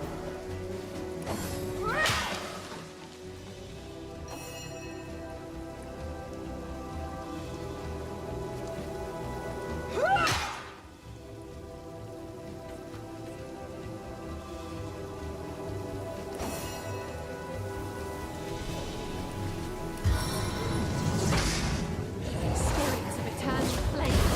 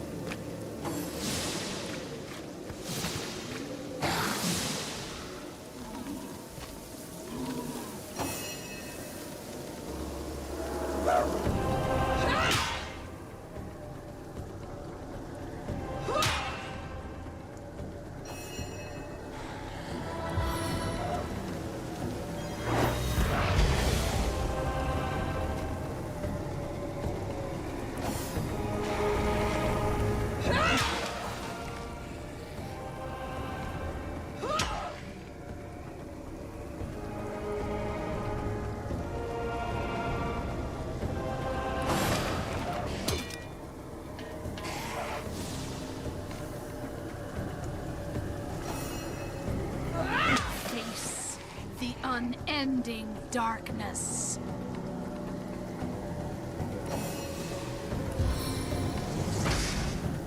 As hot as the hell you will soon inhabit!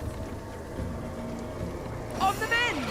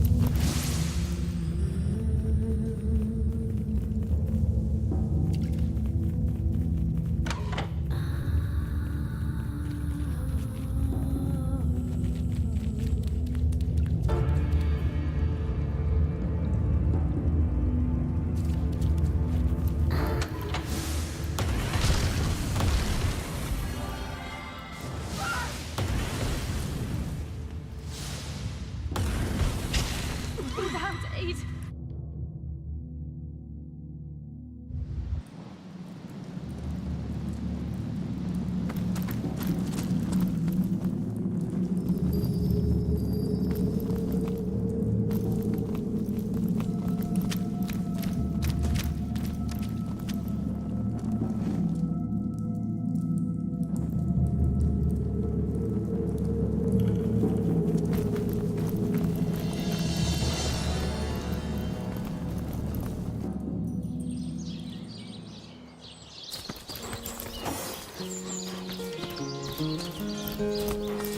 Wow, that dead sheep smells pretty great. I mean, wow.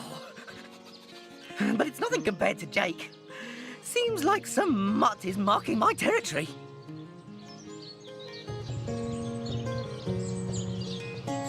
May the seven keep You know who I miss? Jake. Sometimes he'd just sit there being awesome. And I'd give him this look like, you smell great. And he'd give me this look like, you do too, Murphy. And he was my best friend.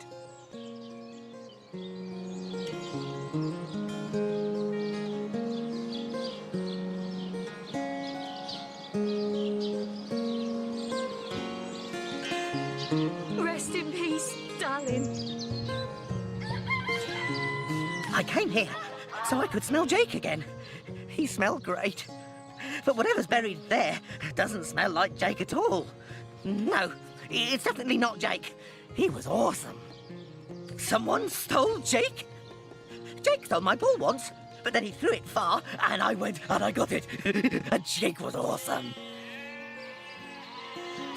Listen, if you go around town and find someone who you think might have done it, bring me a really stinky something of theirs. And I'll see if I can smell Jake on it. An awesome smell. I couldn't mistake it. If I ever find out who killed Jake, the most awesome Jake who ever jaked, I'll bark so much. Seriously, so much. You have no idea. Esmeralda. Ugh, terrible smell. Like flowers and soap. Not awesome. Ugh, hated her. Aureus is kind of awesome. Evelyn, too. They both have a sweaty, dead thingy smell. Cecil, he's all right, I guess. Mostly he smells like old books, which is neither awesome nor non-awesome. Bring me anything of theirs, and I'll be able to tell you if I can sniff out Jake's smell on them. Jake has the best smell. I'd know it anywhere. Did you find something for me to stick my nose into? Join you? No way. I mean, you smell pretty great. Even better than the dumpster behind the butcher's house. But the town is full of scary stuff like body snatchers and bathtubs. Without my best friend, the most awesome Jake ever, here to protect me, I'd rather stay far away. Just bring those smelly items to me here.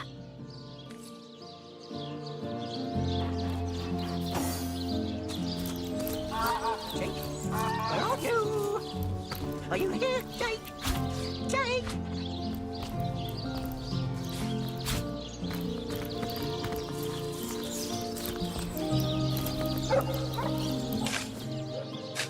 May the seven keep you.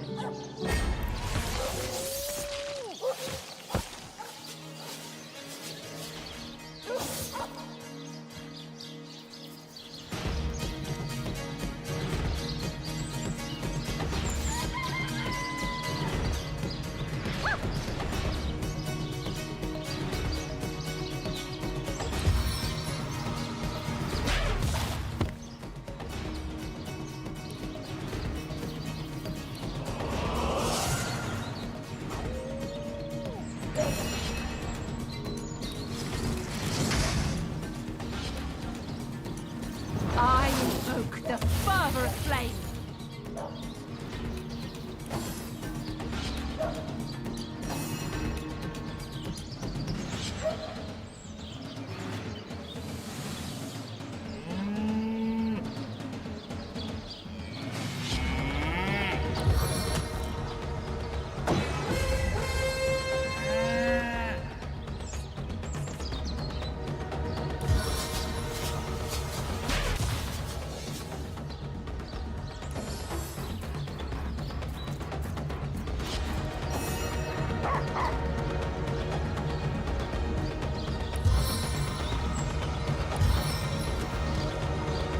We won't be hearing from you for a while. Hurricane attack!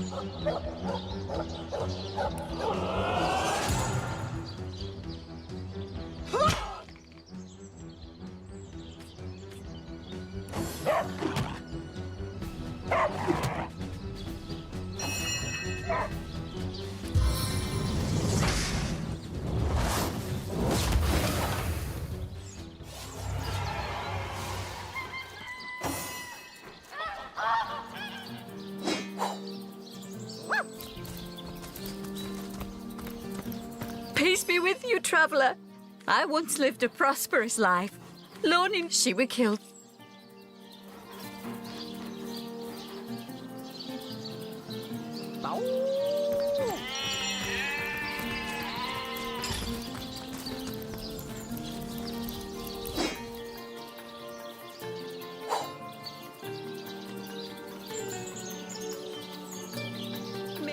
Heaven keep you.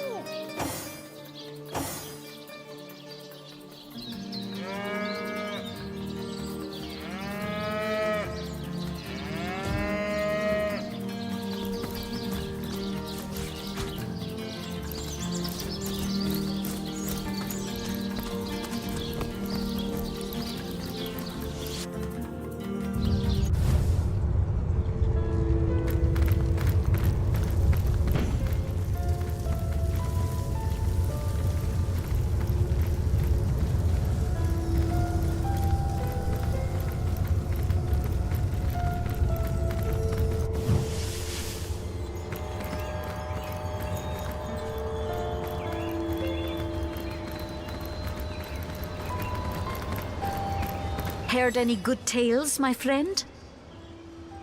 May the hunt continue.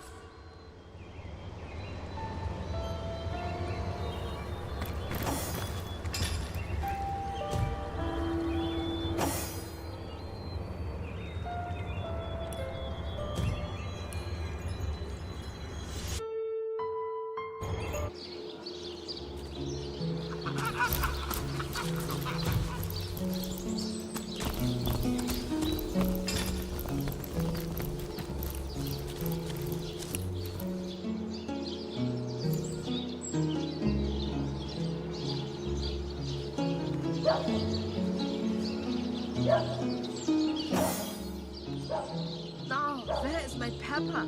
Did it sprout legs and run away? Ah, there it is.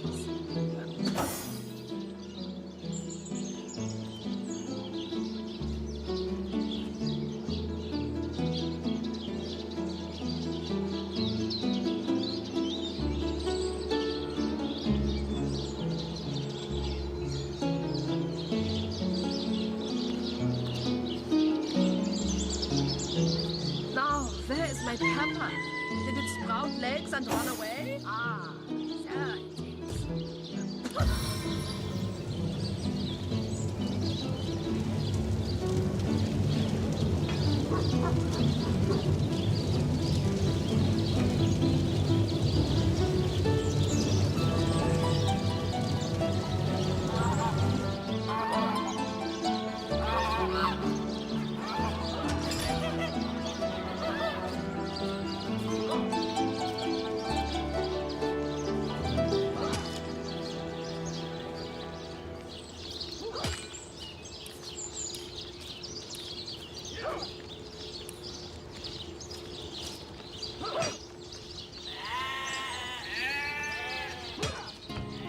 Now, where is my pepper?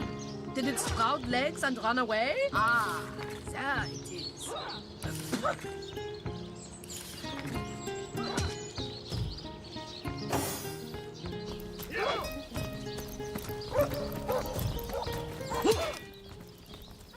I'm warm as fresh apple pie.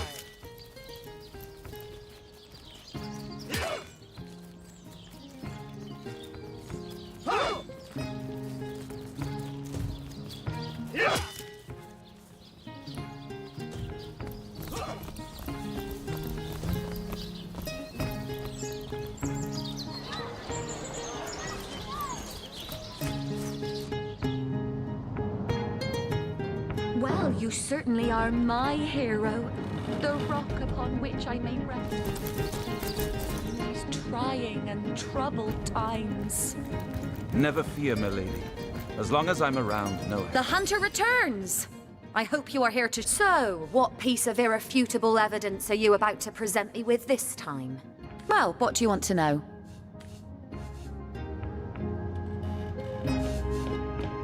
Starstone? Do you mean to imply he can... Well, what do you want to know?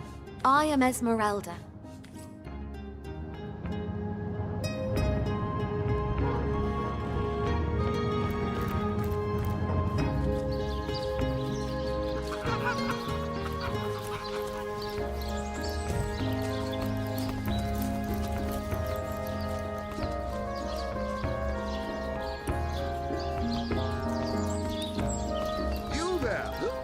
Like an actor just waiting for his big debut.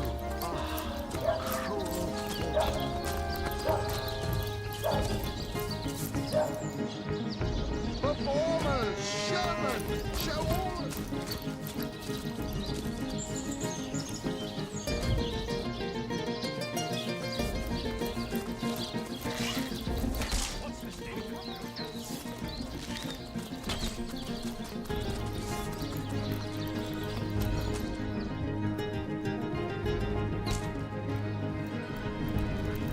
You, again. Oh, still not finished with that sorry matter? I see.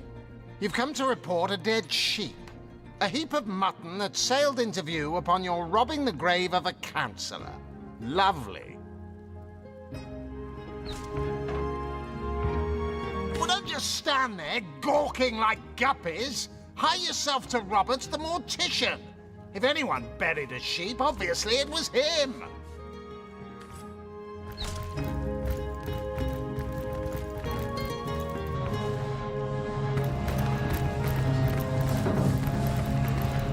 How can I help you, my friend? By all means. I can't say much more, but that they're madmen. All the more dangerous to us because of their alliance with what should be a natural enemy. You won't see me teaming up with a terrier in a hurry. Of course. I hope your investigation fares well. His body is gone? Replaced with that of a sheep? This is all very disconcerting, to say the least. Grave robbery reeks of necromancy. Could Jake have been involved with those that raise the dead? It seems too improbable to be true, but nevertheless. You're onto something, Hunter. Do follow the scent and see where it leads you.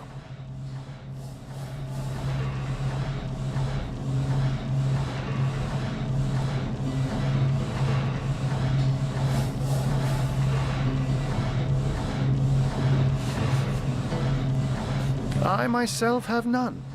Now, it may well be established that she is...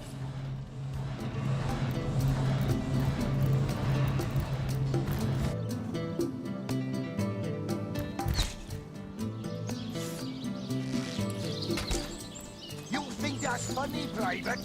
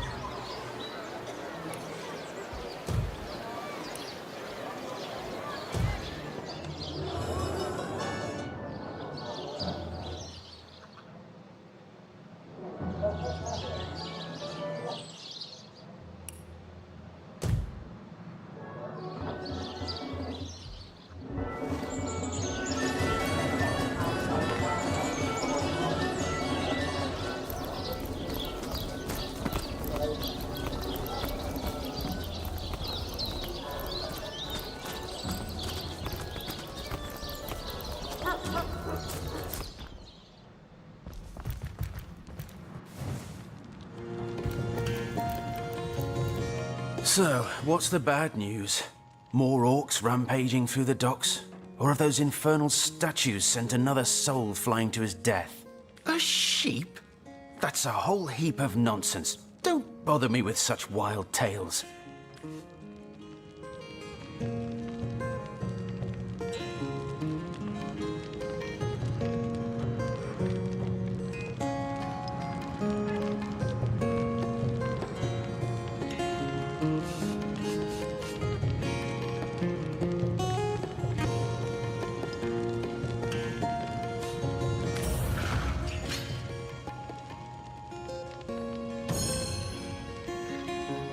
Come now, there's no need for all that then. I'll tell you the story as best I know it. I buried that blasted sheep, but I swear on my lucky left foot I had nothing to do with that body disappearing. 1 minute it was on my slab, you see.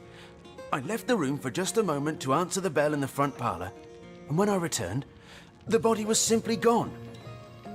In its place was a sack containing more gold coins than I could even count. The message was clear. Silence is golden. My business has been declining right alongside the rest of our blighted city.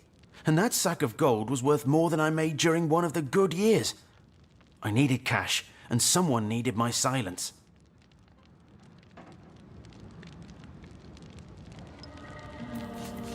I knew I had to bury something or risk being found out. So that night, I stole into the market and made off with Bertia's fattest sheep. It was a bloody waste to stick so much fine meat into the ground to rot, but it had to be done. The next day, the pallbearers retrieved Jake's coffin, sealed to hide the body's terrible wounds, none the wiser that within the casket lay nothing more venerable than a slaughtered beast. Now, you can imagine I've spent more than my share of restless nights wondering who could have wanted that cadaver and for what purpose. I'm not an inch closer to imagining the why, but I've got a few inklings as to the who. Near as I can reckon, there are only 4 people who could have been involved. Mayor Cecil, Captain Aureus, Theleron's apprentice Evelyn, and Esmeralda. I know it sounds strange suspecting the Doctor's apprentice of something so ghoulish as this, but there's few in this city could manage to transport a corpse without raising eyebrows. It was she who delivered Jake's body from the inn to the mortuary, and there was something about her that night, some kind of excitement. It seemed she could barely contain her thoughts, that there was something thrilling about to happen. I can't quite settle it in my mind how a young medical professional would have such a strange reaction to an occasion such as that. And this may or may not have anything to do with the whole rigmarole, but her master, Dr. Theleron, bought an old shack of mine, one overtaken by undead, for an exorbitant price considering what he was getting. I never did figure what he wanted it for, but he sure seemed eager. Plenty of us shopkeepers entrust the mayor with the spare keys to our businesses, you know. And he's the only person in town with a second copy of the key to the mortuary. He could have used it to sidle in without a peep, if he were so inclined. Aureus himself paid me a visit the night the body was delivered. Came rapping at my door in the frosty morning before the sun had even started peeping, and told me to tell him, and only him, if I noticed anything strange or suspicious about the remains. Can't see why he'd bothered to go through all that trouble, unless he knew something the rest of us don't. I never saw a widow less distraught at the death of her husband, and I've seen hundreds pass through my parlor. It was she who rang my bell just before the body was snatched, lured me outside claiming she needed air before discussing the funeral arrangements.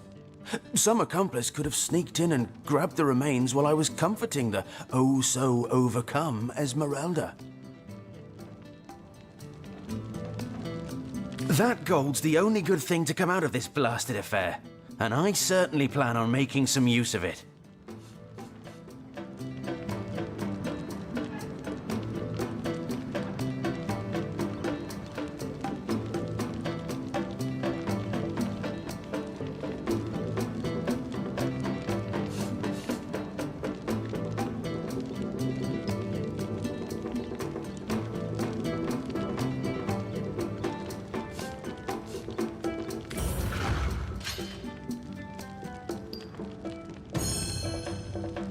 Look, there's no need for all that.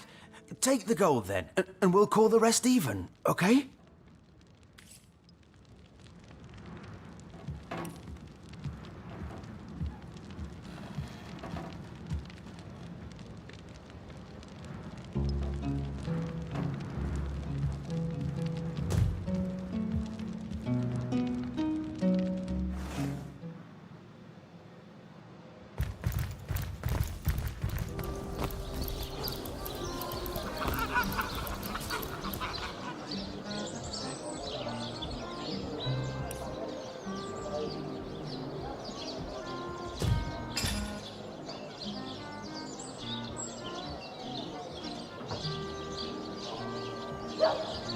Whatever happened to that group of eager imbeciles we sent to the Northern Cave? Do I seem like the sort who concerns myself with such things? You'll be concerned enough when you realize that reward money won't be lining your pockets.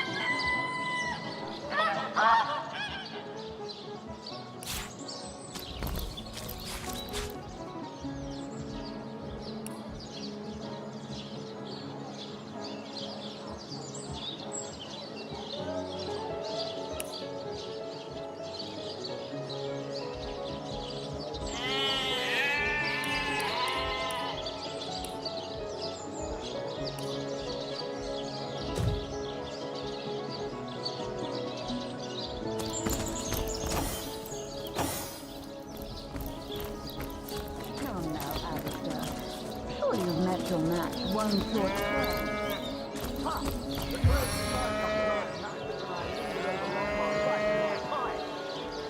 Careful now. Your head's going more slowly.